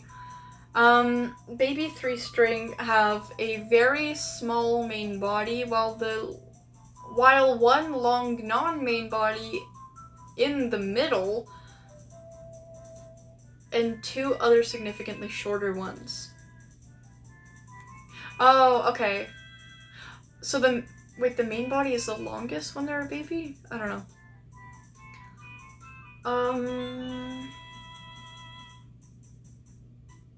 Okay, the middle non-main body is usually the smartest one, and is the one making decisions while the smaller ones follow along. As a 3-string grows, the smaller bodies eventually catch up and are almost the same length as the middle body, and they are able to make decisions by themselves. Yes, baby 3-string siblings fight with each other, but they get used to each other when they're adults. Okay, that's pretty much it about 3-strings. I hope you liked it. Wait, no, that's not it because I drew them. Look below. Yeah, the drawing looks really nice. Oh, there's also another image here, the second one. Is there lag? I saw a chat before saying there's lag, and then I saw like 2 other chats saying there's no lag. But you're gonna stress Violet out about lag on your phone and not on her stream. Don't take this rudely. Yeah, I was about to start stressing. Okay, apparently there's no lag. So that might just be an issue with your device. Actually, it probably definitely is. But yeah, anyways. Okay, glad to hear there's no lag. That would have been not good. Random 3-string facts. 3-string mothers do not stay to protect their eggs. Wow. Okay, wow. Do they leave it all to the father, or, like, is the father gone by that point, too? Wow. If you step on a 3-string body, you'll break their bones, but they won't get crushed. They'll eventually repair the bones and be back to normal again. 3 strings can sometimes very rarely have 4 non-main bodies. Oh. Oh yeah, the eggs are just all alone. Centipedes would never, at least not female centipedes. Did you know, guys, female centipedes are some of the best mothers in nature. Like, of all, like animals. You should look it up. It's actually kind of adorable. But I'll yap about that later. 3 strings can sometimes very rarely have... Oh yeah, 4 non-main bodies. 1 3-string even had 5 bodies but died quickly. 3 strings that have under 3 bodies also die quickly, but 4-bodied 3 strings can live a full life most of the time. Oh, that's cool. Aw, 3 strings sometimes like to play with each other. That's adorable. I like aw. I mean, they're kind of, they're like predators and they're really, really big. But they're also really cute. Like, aw. Look at them. Aw. Oh. Knighthood if you're into that shit. Anyway, see y'all tomorrow. Bye, take care. Bye, Hawk. Hawk, you have a brilliant Friday. You have a brilliant... I don't want to say rest of your weekend, because I'll see you tomorrow, I'm sure. But yeah, have a good one, Hawk. You sleep well. You sleep well. Anyways. Yeah, that was 3-string. That's cool. Well done, Sahara. I like that one a lot.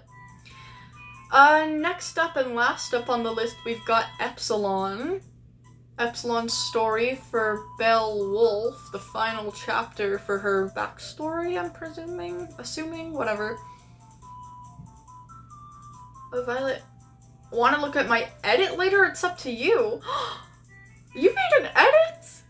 What did you make an edit of? I'll check it out after. I got one more story to go through, then we'll start looking at, like, more unrelated things and talking about more unrelated things. I'm gonna Google, like, signs of having dyslexia. But I feel like a lot of the time they're, like, so vague that you can, like, kind of... I don't know. Sometimes, for me, signs of different mental conditions are the same as, like, when, like, people assign, like, personalities to zodiac signs. Like, they're often just so broad and vague that they could be applied to nearly anyone. You know what I mean? Like, I say cancers are emotional. Like, everyone's emotional in their own way, okay? At least, like, cancers admit it, you know? Whatever.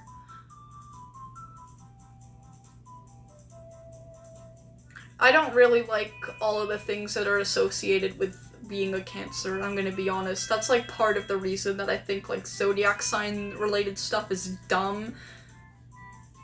My sign is a 69. I know it's not actually supposed to be a 69, but it looks like one. Everybody laughs at it because it looks like one. We're represented with a crab. I don't like crabs. I like eating them. I don't like the animal. I don't think that the animal resonates with me. Whatever. Anyways. Oh, by the way, the 3-string story was the first creature story I ever posted.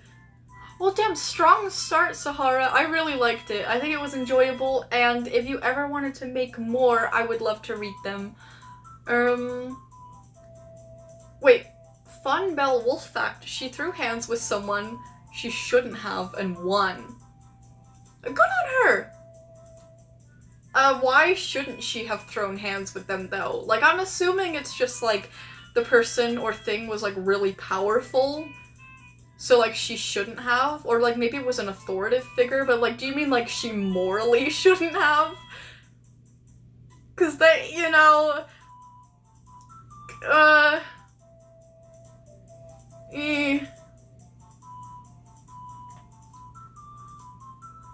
Why should... Before I read this story, why shouldn't she have threw hands? Because, like, I want to cheer for her, but... I don't know. What if she just beat up someone that didn't deserve to get beat up? That would be really mean. Oh, you'll see when you read the story? Oh, okay, then I guess I am gonna read the story now. Okay, go to channel, go to posts, Tale of the Wolf, Part 3, final parts. Alright, let's go. Belle had just jumped out of the truck into the small village, ran to cover, her shoulders slamming into the wooden structure. Immediately, she turned around the corner and opened fire at several armed men, 3 shot, each clean to the head, causing them to fall over as bullets and the sound of gunfire rang from all around. Other firefights happening all over the place. Okay, so very chaotic opening here. She began to change positions, hearing footsteps in a building right next to her, so she shot. Several rounds going through the structure and hitting them, people inside. The screams of fatal wounds making it clear. She poked her head... What? Sorry, this is why I need to, like, Google what's wrong with me. And I lost my place on top of that horrid IRL typo. She began to change position. She poked her gun, not her head, she poked her gun through a crack, firing off a few rounds to finish them off. She then began to move ahead once again, sweeping the area. She locked onto a target moving with some non-hostiles. She fired 3 shots in a burst, the hostile dropping, but so did one of the non-hostile. The surviving... Wait, what? Wait, what? She locked onto a target moving with some non-hostiles. She fired 3 shots in a burst, the hostile dropping, but so did one of the non-hostiles. Oh. The surviving one burst into loud cries. Girl, you done shot someone you shouldn't have. And tears as she swept to the right, quickly gunning down a few more. Girl, you fucked up. It persisted like that for hours. Did you not help? Hold on! It persisted like that for hours. Eventually the gunfire stopped. Belle was meeting up with the others and she heard some of them bragging about their kills and the amount. Does she not go back to check on, like, the non-hostile she shot? Did she just shoot someone innocent and just kind of, like, fuck him? Hold on. 13 in cold blood, she heard one man say. 14 myself, believe it or not. How about you, Belle? How many you had? 28, plus 2 non-combatants. 1 kid got caught in the crossfire! Belle said, her eyes dull as ever, not showing much emotion. Wait, not showing much behind her expression. What? Ah! 2 non-combatants. 1 kid got caught in the crossfire. Girl, you don't think to, like, go back? Girl, what? The surviving one burst into loud cries and tears. You shot a kid and they started crying and you just said fuck 'em, Belle. What? Girl, what? Her statement calm down the comparisons. They knew when too much was too much. Okay, I'm glad. Ren scoffed. Way to go, you certainly quieted them down. Well done, Belle! Man, everybody here naughty as hell! Shall we go? Not even like, hey, like, where's the kid now? Like, still crying on the ground somewhere, or have they bled out yet? What? Ren is just like, well done, Belle. You shot a kid. Shall we go? Am I the only one? This is blowing my mind. 4 years!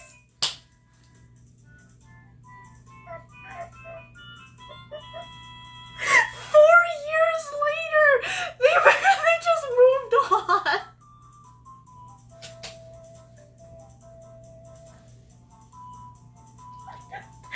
They done shot a kid and they fucking...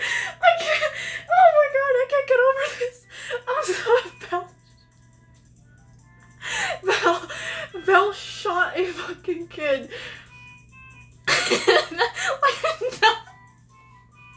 I'm sorry, maybe this is just like a war thing that I don't understand. Maybe when soldiers shoot non-civilian children, they're just supposed to not give a fuck and leave them behind and like not even check on them after the battles. But this is very absurd to me. I can't believe this. 4 years. Like, I was like, okay, maybe I'm laughing too soon.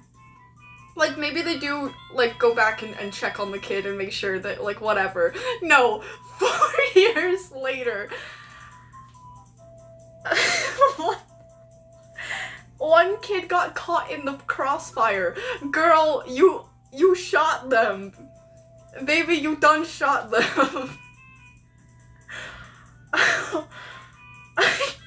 I cannot believe. I'm sorry. I think I'm just shocked. Oh my god, ew. Sorry. Oh, she done just shot someone. A kid. She said 2 non-combatants, 1 kid. I know I'm like fixating on the kid here, but I feel like that's giving her grace, if anything. I'm completely glossing over the fact that she shot someone else. I don't like the casualties of war or whatever. I'm just flabbergasted that she shot a fucking kid and just didn't give a shit. Like, Ren was just like, well done, Belle. Well done, Belle. Let's get out of here. Let's bounce. The kid already died. Oh, okay, she's trained by the mercenaries. They're hired to shoot indiscriminately. Okay. If someone gets hit while they weren't supposed to, casualty of war. Okay. I thought that... Because it says that the kid burst into loud cries and tears. I thought that they were just, like, crying on the battlegrounds or whatever, like, still alive. And Belle just did fucking nothing. And Red was just like, well done, kid. Oh, that's just so absurd to me. I'm sorry. Clearly I am very mistaken. And I was missing the context. I'm dizzy. I'm dizzy. My ponytail's too tight and I am not getting enough oxygen laughing this hard. Oh my god, that's just so funny to me. I need to calm down. She was trained to aim center mass, and most kids' heads are about stomach to chest height. For real, true. Oh my god, that's just so absurd to me. Like, like, it's so like what I thought, what I initially assumed, obviously, which is not entirely correct.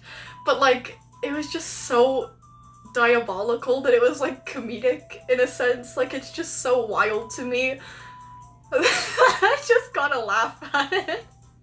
I think what really, like, sent me over the edge was Ren going, well done, Belle. Shall we go? Like, let's get out of here. And then just like, the assumption that I was laughing too soon, and then immediately reading 4 years later. Oh my god. Oh my god. Sorry, I was totally mistaken then. I didn't know that the kid just died and there was like no hope for them. I need to breathe. That was, oh my god. That was kind of funnier than Object A1-J. Holy shit. Sorry. Obviously I'm laughing at a miscommunication here, a misconception. That just took me, I need to breathe. Anyways, okay. Okay. I'm calm now. That was stupid. That whole thing was stupid. Not the writing. The writing's fire. I've clearly made a severe misjudgment. But anyways. Oh my god. Okay, 4 years later. Belle was walking through the woods at night. Oh, in northern Canada. Well, I'm in southern Canada, but woo! She had her M416 in hand, a thermal scope, and red dot hybrid sight on her rifle. She began to move ahead with her helmet on. She was scanning around. Ren, this is Wolf. No sight on target. Where's he at? 100 yards out. Thermal is shot. I don't know what he was going to say. The comms began to go to static. Fuck. Shitty-ass technology. Belle huffed. Beginning to run ahead.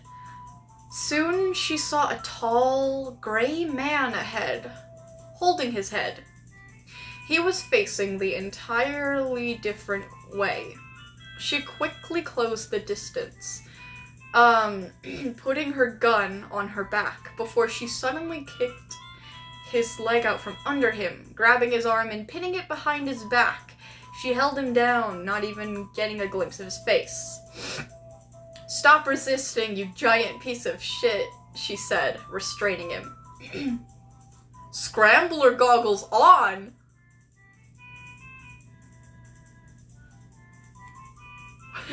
Hold on. Am I assuming the right thing? Hold on. Hold on here. Hold on. Let me read back.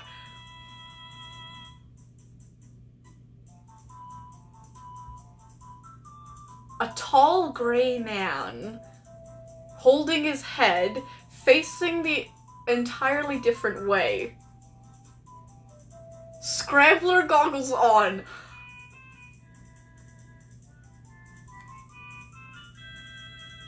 Oh no.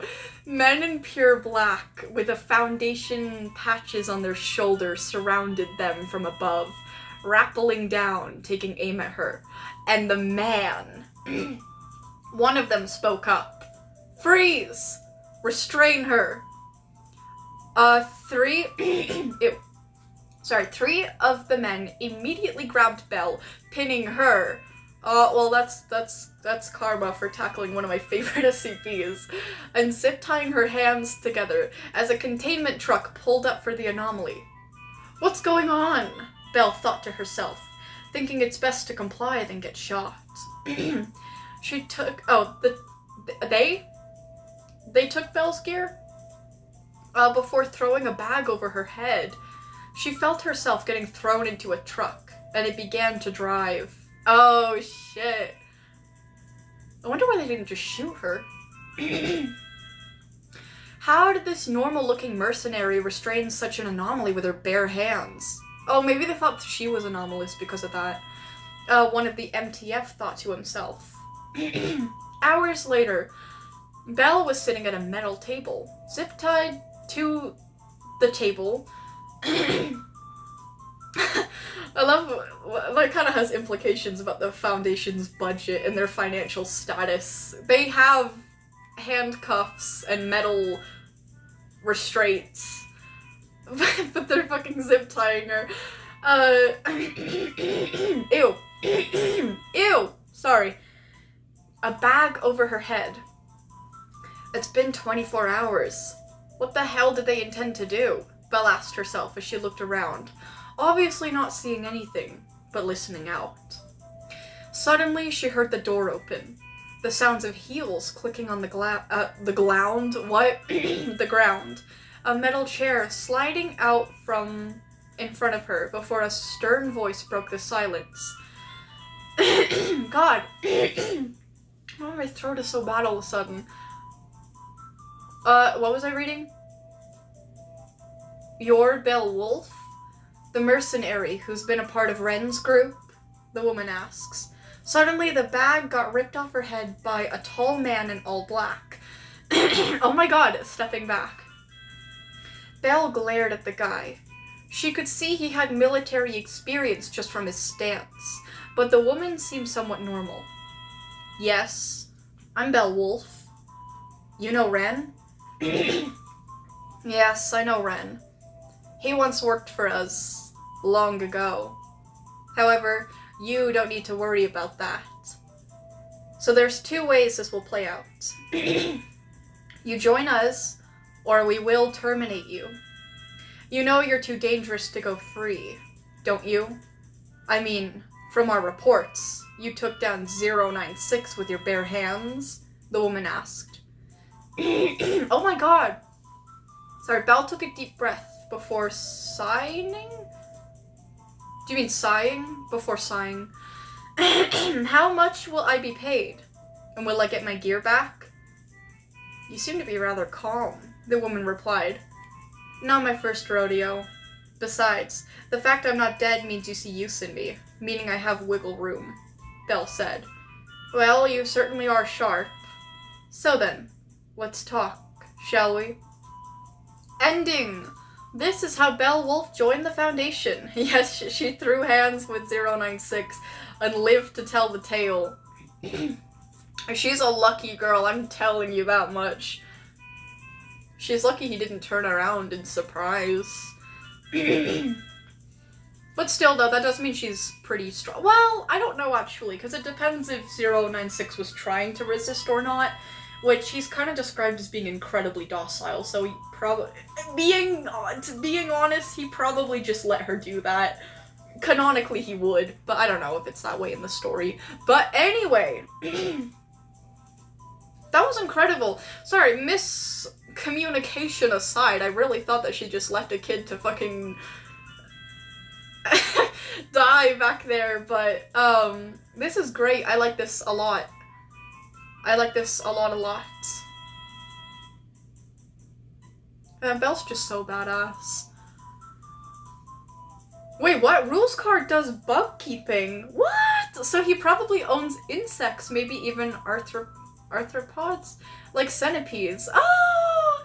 So what if Rules card owns a centipede? What am I even talking about? If Rules card owns a centipede, I would love him a lot more. But yeah, Epsilon, well done. That was a very good story. I really liked the read. Vio-wawa. Vio-fucking-wawa. Please put me on the list for next Friday because I will have a big surprise ready. Oh? And also another little surprise. And it's for you. Hint. Interactive. I like interactive things. Okay. Let me delete what I have right here and make a new list. I'll stop my dogs in a second. Who just has to be? Oh yeah, Sahara. So Sahara is first for next Friday. I'm gonna go... Wait, Miss Dio, could you check my post? Actually, it's Miss Polinoy. Or Mrs. Polinoy? I don't know. Guys, argue over anything. Just anything.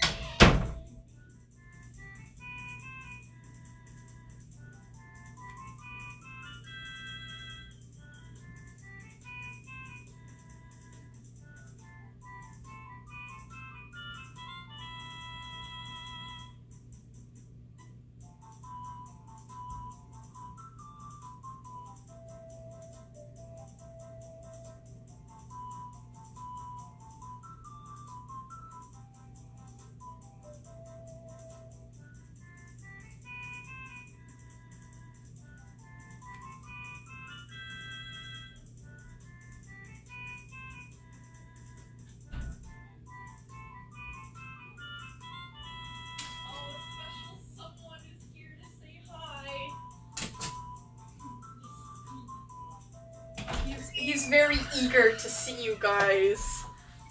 Yes. Yeah. Oh, he stinks. He stinks. He needs a bath. He needs a bath in the sink. Look at him. Look in the camera. Say hello.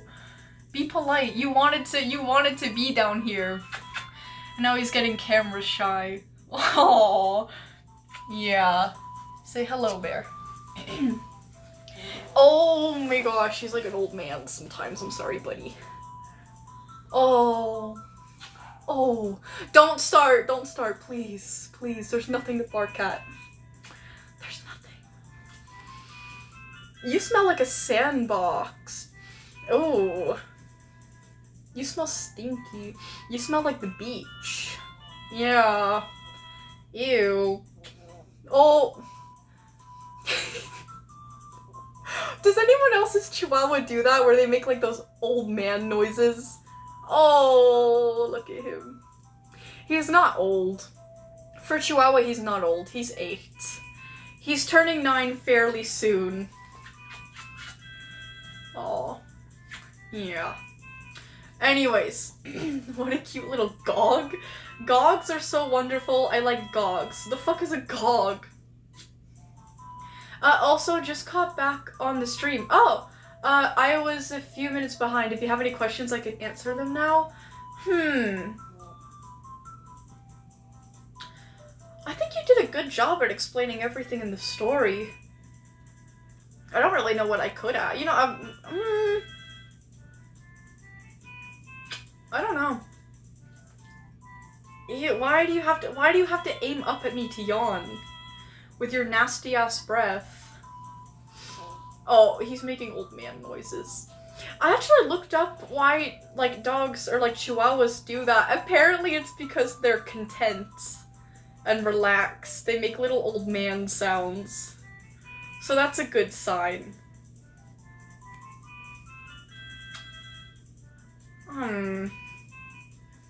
Maybe I'll just ask a random question about Belle. What is Belle's favorite food? Wait, Mabel, you don't know how old your dog is. Old-ass dog? You better not be talking about mine. Oh, wait, Wobbly? Oh, hello, Wobbly Doggly. Somehow the 14-year-old dog can still jump? You have a 14-year-old dog? That's pretty old, actually. I feel like regardless of breed, that's pretty old. Oh, I have a chihuahua that's 13 to 14 years old? Aww. Aww. If it's any reassurance, though, chihuahuas have I believe the second longest lifespan of any dog breed.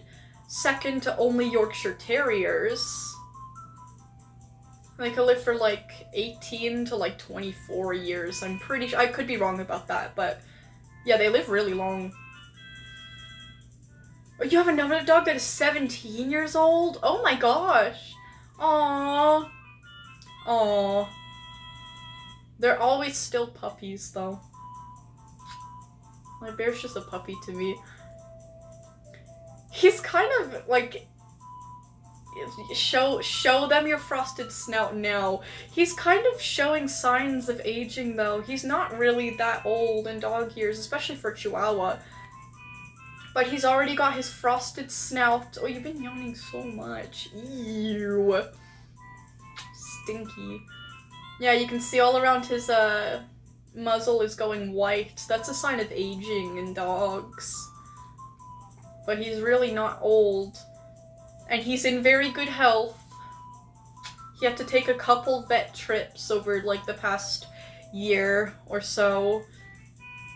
And those were not fun, very expensive, but he's in good health now. He's got no problems or issues or anything. He's missing a couple teeth, unfortunately, but stop yawning. Okay. So sometimes when he closes his mouth, his lips snarl up like that because of his missing teeth. He's not making a face at you guys, I promise. But yeah. How many dogs do you have? Is your house a zoo? What, is somebody saying they have a lot of dogs in their house? We only have 3 right now. 3 and a cat and 2 guinea pigs. But, you know, those are more like my little sister's pets. Go on, buddy. Just go on the bed. Go relax. Unless he's gonna leave immediately, I wouldn't be surprised. He probably wants to go bark at the window or something. Oh shit, sorry. Violet is seeing every message but mine. Oh, I'm sorry, Frumpy. Violet... Oh, 2 newest posts. Also add me to the 3rd spot on the list. The 3rd specifically. Okay, I will say Sahara, someone else in 2nd. Oh, he's having food. Sorry if you hear him, like, crunching in the background. I put a food bowl down there for him and a water bowl, so he's just snacking. Someone else, and then Frumpy. Why 3rd specifically, I wonder? Wait, I personally have 5 dogs and 9 cats, and a bunny, and about 50 fish. That's insane. Yeah, you do have a whole zoo. It's kind of crazy. Oh, that must be fun though. It's really nice to have a lot of pets in the house. You never really get like bored. Add me to the list too. Okay, rules card. You, I'm going to add to 2nd place. Then Sahara, rules card. Card. I think I spelled it right this time. It almost made me autocorrect card to lard. Wow. Incredibly disrespectful to rules card. Because I'm slow, sometimes I can't finish a story before stream. Oh, that's okay. I understand that. That's understandable. What's the lift for? I'm assuming you were meant to say list. You know, unless you need some help with Elden Ring. I can't stop thinking about Elden Ring. I'm sorry. I know, like, nobody here plays it. But anyways, list. Okay, so basically, people on my SCP streams and my Wildcraft streams can submit their own stories and artworks and things that they've made, and so basically, if it's related to the SCP Foundation in some way, then you bring it to this stream, and we talk about it on this stream, like these SCP streams on this channel. If it's like Warrior Cat or Wildcraft or like something like that related, then you would bring it to Saturday stream on the other channel, and we would we would read it there then. So yeah. Oh, Violet, my posts. Let me see your posts. So yeah, the list is just a list of people who have something for me to check out. Just so I don't forget anyone, and so we have like a proper order. He's still just munching and crunching down there. Whoa, what the fuck? Sisters of betrayal. Sisters of fight. Sisters of torment. One melt, one silence the other. Oh, then the rest is like a coded message. Someone decode it. Someone decode it. That's not me. I'm too lazy. If no one decodes it, then I'll try to do it myself. But preferably if somebody else would like to do it. Coming soon. Hopefully tomorrow or next week. What the... Ew! In the best way possible. Okay, so here's one of... I'm presuming they're sisters. Presuming... Or assuming. I kind of forgot what the 2 words mean. Like, what the differences are. But anyways... So this is one of the sisters, I'm assuming. This is the other one. What the fuck happened to this one? This one got her shit rocked. Unless she's, like, the evil, corrupted one that, like, this one has gotta watch out for. Well, that's so weird. It almost looks like she has, like, red, like, blistering things on her face. Kind of crazy. No shit, they're sisters? Well, you know, I just assumed. Yeah, they look really cool, though. I mean, the second one looks a little worse for wear, a little creepy. But, you know, the first one looks majestic.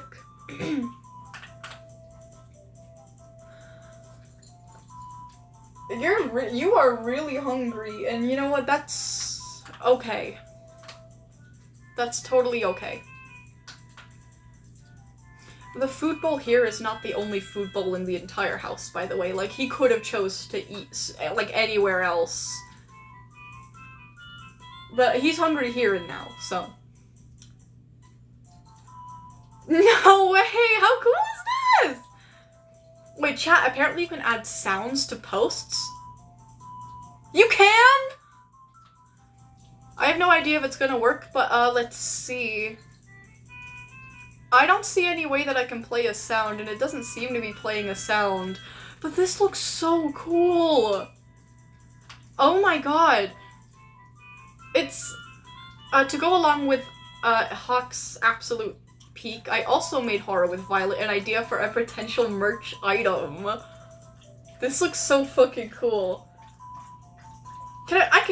Now he's thirsty. He's so fucking cute. Can I show? I'm just making sure. Can I show chat Frumpy? This looks really, really fucking fire. Oh, even the back looks fire. This looks like something I would wear, like, personally, like, every day. Well, maybe, not every day, but... Yes, okay, awesome. Guys, look at this merch, like, design idea kind of thing. This is so fucking cool. Okay. I'm going to... I can't note anything on my phone right now.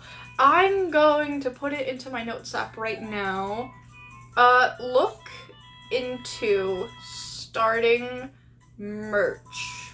And then I'm gonna screenshot that and put it in my gallery, so hopefully I remember to do that. And then later I will look into starting, like, making merch. Cause that's so amazing. I like that a lot. What? What? What do you want? What is it? Oh! He tried to slap at me with his paw. He was like... He's so pathetic. Do you want to go outside? No, he's trying to leave! It's probably because I just called him pathetic. Where is he? I don't want to roll him over with my chair. Goodbye, bear. I'm gonna miss him a lot. I say we go with Hawk's merch design. I want one of them. Oh, definitely. I think this one is so fucking fire, too. I think we should go with, like, I think we should do multiple, if we can. I don't know. I'll have to look into it and I'll have to see, but holy shit, that looks so fucking dope, Frumpy. Hawk's looks incredible, too. How dare you call that angel pathetic? I call him pathetic because I love him. I love him so much. If I didn't, I would lie about him and say that he's so... Oh, who am I kidding? He's like less than a foot tall, probably. He's a chihuahua. He's a shivering, whining chihuahua who tries to square up with German shepherds. He's very dumb as well. He's not just pathetic. He's dumb and he stinks. He stinks so much. Fire my last message. Oh, I have a song that I'd like you to listen to, but if you're not doing that, then that's fine. I have a song called It's Pronounced Rules. Oh, and it's Rules Card theme song. It's so good, it's 1 minute long. Okay, you are the only person whose song I will be checking out today, just so I don't get stuck being a DJ playing a bunch of songs for different people. But I will make an exception for you. Wait, what the hell are you talking about? I play Elden Ring 2, we just talked about it. Oh, yeah. Sorry, not you, obviously. I'm talking about, like, almost everybody else, but not you. I know, we play... We on the ring.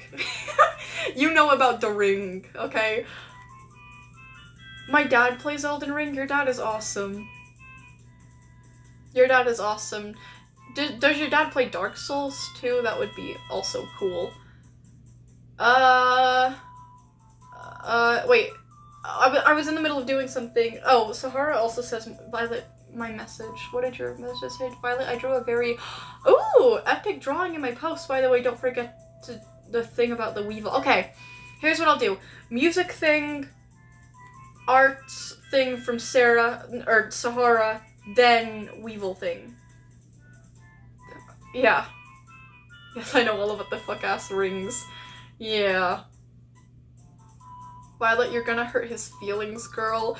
He's so dumb, he can't understand it when I insult him. All he knows is that I'm saying what I'm saying very lovingly, and he knows that he's loved, okay? He knows that he's loved, he doesn't know that I'm calling him stupid, so that's all that matters. Okay, what is it? It's pronounced rule. Am I just supposed to look this up? I'm just gonna look it up. It's pronounced... Oh shit, it's pronounced rules. That's like the first thing that shows up in my like search recommended thing. And I'm assuming it won't get copyrighted because it's a video game song, but I don't really care. I mean, this channel isn't even monetized. I don't think I can get in trouble. Thank you, ad. What is this even advertising?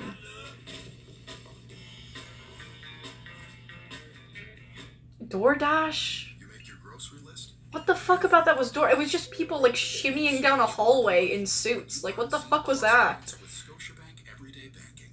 Conditions apply. Learn more at Scotiabank. Why are you advertising things that like... Oh wait, I don't have Scotiabank. I've heard this before.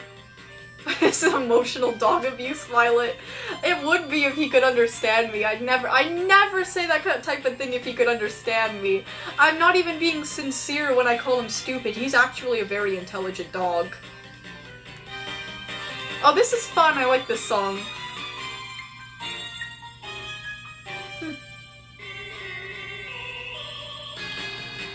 I like this.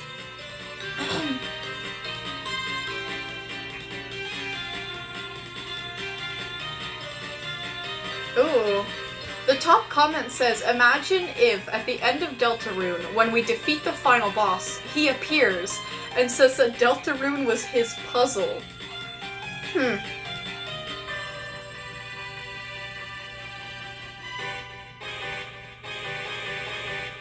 Oh. Oh, that sounded really... What is this? Smart Race Kit? I don't know what this is, but... Huh. Okay, I like that song. It sounds very fun. I like it a lot. Oh, and I've been looking into NeoPixel lightsabers, and I've decided what type of board I want for it. Oh, the Golden Harvest version 3 is the best. Let me look that up after. Wait, fun fact, when the song says hey, Rules Card himself says hey, and a message bubble thingy. Oh, that's so cool! That's really, really, really cool. Rules Card, more like Cool's Card, because he's cool. Yeah, I like Rules Card. I take back everything I initially said about him. I still mean some of it, but I take it all back, if that makes sense. Anyways. Okay, also, Sahara had art, wanted me to see their post. Will do. Oh. Whoa, okay, I'm not sure if this is the art that you're talking about, but this is pretty cool. What is this? It kind of almost, with the character designs, it looks like something from Dandy's World, but I could be wrong. Either way, this looks really good. This looks very, very good. Looks very dynamic and action-packed, and I like the designs, and I like the drawing. Is it Dandy's World related? I'm not sure. Whoa. Very cool. Oh, that one's a fan art for a Dandy's World YouTuber. Oh, I see. Very nice. It's very nice. Oh, wait, okay, I don't think that was what I was supposed to see, though, because if I go a little bit more down, it says, sorry for no vids, I'm cooking up stuff for Violet Draws. How cute is this? Oh, it looks like my cheetah on the floor, and it looks like she's in front of a donut. A sprinkled donut. How cute is that? Oh. She has she has so much restraint. What a respectful feline. Aww. That's incredible. Wait, that's the interactive one? Oh, I see. Wait, I'm just gonna wait for Violet because she's seeing everyone but me. Oh shoot, sorry Starscream, I was checking things out. I was kind of distracted. Let me see. What are you saying? Or what did you want to say? Oh, holy fuck, my messages keep getting buried. Oh, damn, that sucks. Well, you have my attention now before I look at the Weevil video. Yeah, that, what Epsilon said is right. Oh, wait, why did you say Vio? What do you want my attention for? Wait, first post? Latest post? Do I need to reset YouTube? Is it not showing me the first post? All I see is a 3-string thing. Is it not that?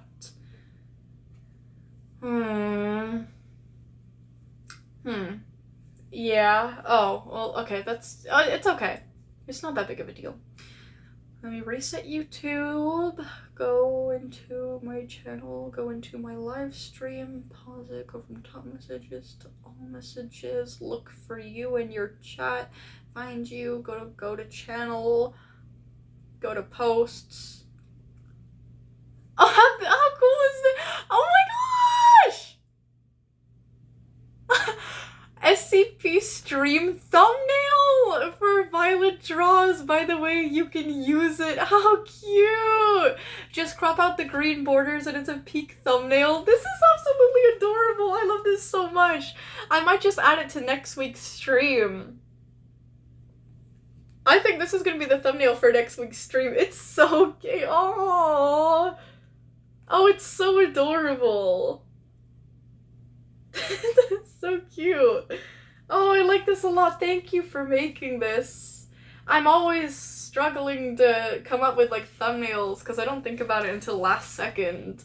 So thank you. Oh my gosh. Wait, did I even screenshot that? Let me screenshot that and crop it for next week. And obviously, I'm going to credit you. I'll credit you in the title and the description and whatnot. Oh, it's so cute. Thank you so much. This is adorable. Anyways. There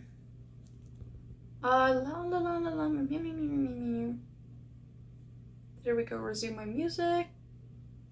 If it wants to resume. Hello?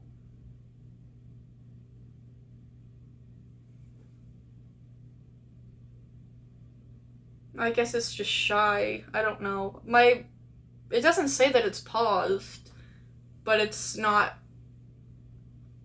The music isn't musicking, so I'm not really sure what's going on with that. Okay, you know what? Actually, let me just restart the app. So I just did that for YouTube anyway. Wait, Rules Card also has another theme that is fucking awesome, and it's only for a shop theme. He does not need all that for a shop theme. I think he does, though. I think Rules Card does. Could you check my post file? Oh shit, this is like your absurd amount of numbered time asking. Guys, I just didn't have my volume on. Silly me. I don't forget about the Weevil thing. Okay, I need to like keep track of what you guys are asking me to see and check out. So there's the Weevil thing, then there's... I don't even remember anymore. Literally, it's like never ending. It's like cutting the head off a Hydra. I think that's the right expression. Okay.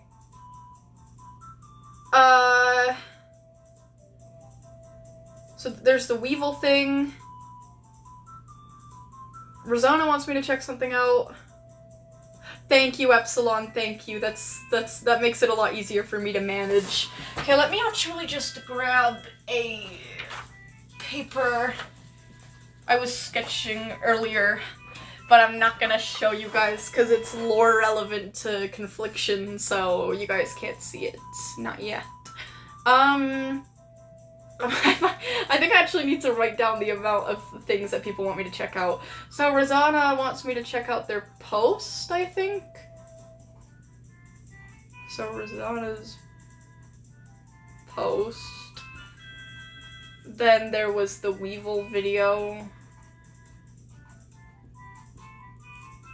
Then what else was there? What did other people... Imagine if it was only those two. What else was there? The edit. Oh yeah, Emma made an edit. I write down edit. Emma's edit.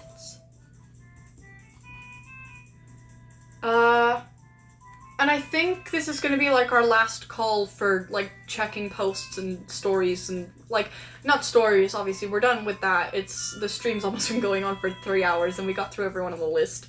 This is gonna be like the last call for like checking like posts and things out like that. Also the interactive thing I'm making goes fast, so I don't think you'll be able to to show much to the stream. Oh, look who's come crawling back. On all fours. Like the pathetic creature he... Where'd he go? Oh, it's the door. Oh my gosh. Well, come show me then. Show me what the issue is. Come see people. It is so horrifying.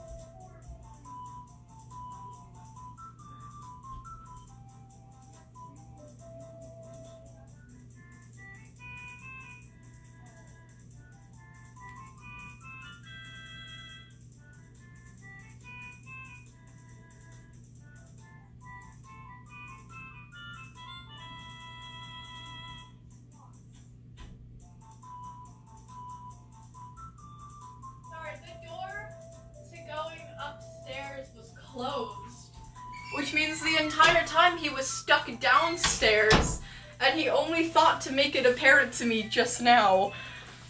He's so patient. Anyways,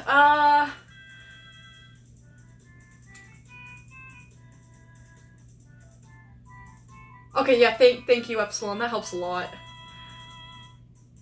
Okay, I think we're good.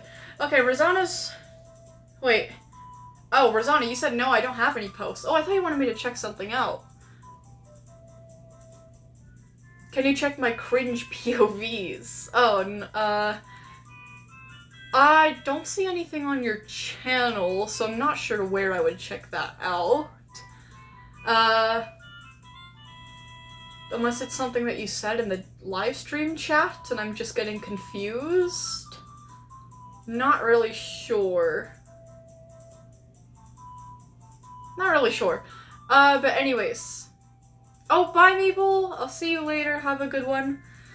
There's the Weevil vid. I think I'm just gonna get that out of the way. Oh, the cringe POVs were in her dreams. Oh, no, I don't have anything? Okay, sorry. I was mistaken then. Okay, I'll just scratch you out just so I don't get confused and forget. You know how I am. Okay, the Weevil vid and Emma's edit. Wow, I really got that worked up over two things, a Weevil video and Emma's edit. Okay. Sahara, go to channel, go to posts, go to this 3-string post, go click on the YouTube link. Let's all watch a Weevil together. I don't want you guys missing out on this. Weevil drilling an acorn.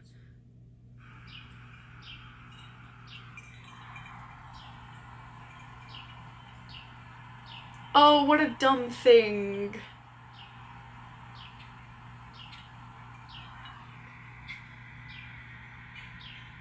Oh, that's incredible. What the fuck? That's actually really impressive. Wait, Hound, remember that LARP event in my state here? Well, apparently they're hosting a small party event thing. That sounds fun as hell. Oh, it's a female, by the way. Oh, did I call it a he? My bad, she. Look at her go. That is actually really impressive. That's kind of scary. What if they, like, mistook you for an acorn? Could you imagine what they could do to flesh if they could do that to an acorn? Kind of scary. Okay, I'm gonna go back onto my live stream chat by going back onto my live stream. Show messages, all messages. I love acorn weevils. They're a little ugly, but I see the charm in them. They're very impressive. Anyways, and then there was also Emma's edit. So I'm gonna scratch this off. Emma's edit. Where is Emma? Where's Emma's? Okay, there you are. Go to channel, because I'm assuming it's on your channel. Oh. Okay, you've got a few edits on your channel. Wonder which one you want me to see. Is it one on your shorts? Or is it one on...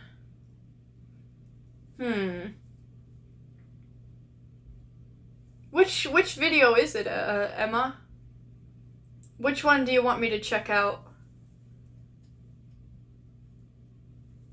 I want to stomp that weevil out. I don't like it. Hey! What happened to you? I thought you were supposed to be like a bug collector. I thought you were supposed to like things like weevils. Come on. Find the kindness in your hearts. Shorts? Do you just want me to watch like just like a couple of any of them? Or I see one of Uzi Dorman. I love Uzi Dorman. Oh. Oh shit, okay guys, okay, well, okay, my little sister is calling me and she is currently in Banff right now for a dance competition, so if she calls me again, that might be important for something and I might need to just end the stream now, and respond to her, but also my phone is at 5%, sorry, that literally just, I realized that my phone was so low in battery, and I got the phone call at the same time. I'm gonna have to go, like, really soon, actually, so, let me just play a few of these shorts, and then I actually just have to go. Did she fall off the stage again? /J? I hope not. Oh, I hope not. She's been really looking forward to this comp. Okay, here we go. I'm gonna say the next time someone breaks their heart. Thank you for the trauma. I need it for my art. No! I was never good enough to begin with. No! Jesus Christ! Oh my god, are you mad? No. I'm sorry! I didn't mean to make you mad! That's so them. I'm not mad! Oh my god, you're yelling? I knew you were mad. Oh. Oh, that's so them. Okay, I watched 2 more. How about that? Who is this? Someone from Dandy's World? Aww. Oh, how cute! Aww. Very cute. Oh. My arm's getting tired. I'm so weak. After calling my chihuahua pathetic, I can't even hold my tablet up. Aww. Aww.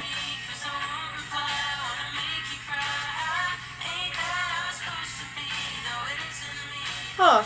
Another Dandy's World character, I'm assuming? Very nice. Very nice. I love edits. I love edits a lot. I like watching edits. Sometimes I like watching edits over and over and over again. Anyways, okay, yeah, my tablet is at 13%. My phone is at 5%. If you know, you know. My phone cannot afford for it to die. And I need to go call my sister back. She didn't call me twice, so I'm assuming it's not an emergency, but she probably has some good news to tell me, actually. So, I'm gonna have to go. Sorry. I believe I got through everyone's thing. If not, just tell me about it tomorrow, next week, whatever. Rules card, I'm very sorry to hear that you just got Nutella everywhere. I gotta bounce. Can I help you? Sorry. But yeah, okay. Sorry to wrap this up so abruptly, but I kind of need to go check out what that is. But I will see you guys tomorrow for, obviously, tomorrow's live stream, and maybe the day after that for D&D. We'll have to see. But yeah, goodbye, guys. You have a beautiful, beautiful Friday. Oh, by hand, I'll send you the lightsaber thing. Yes, please do. I would appreciate that. That's very cool. Okay, bye, guys. You have a beautiful Friday now. Have a beautiful rest of your weekend. Thank you for all of the lovely stories and everything. It's been amazing. You guys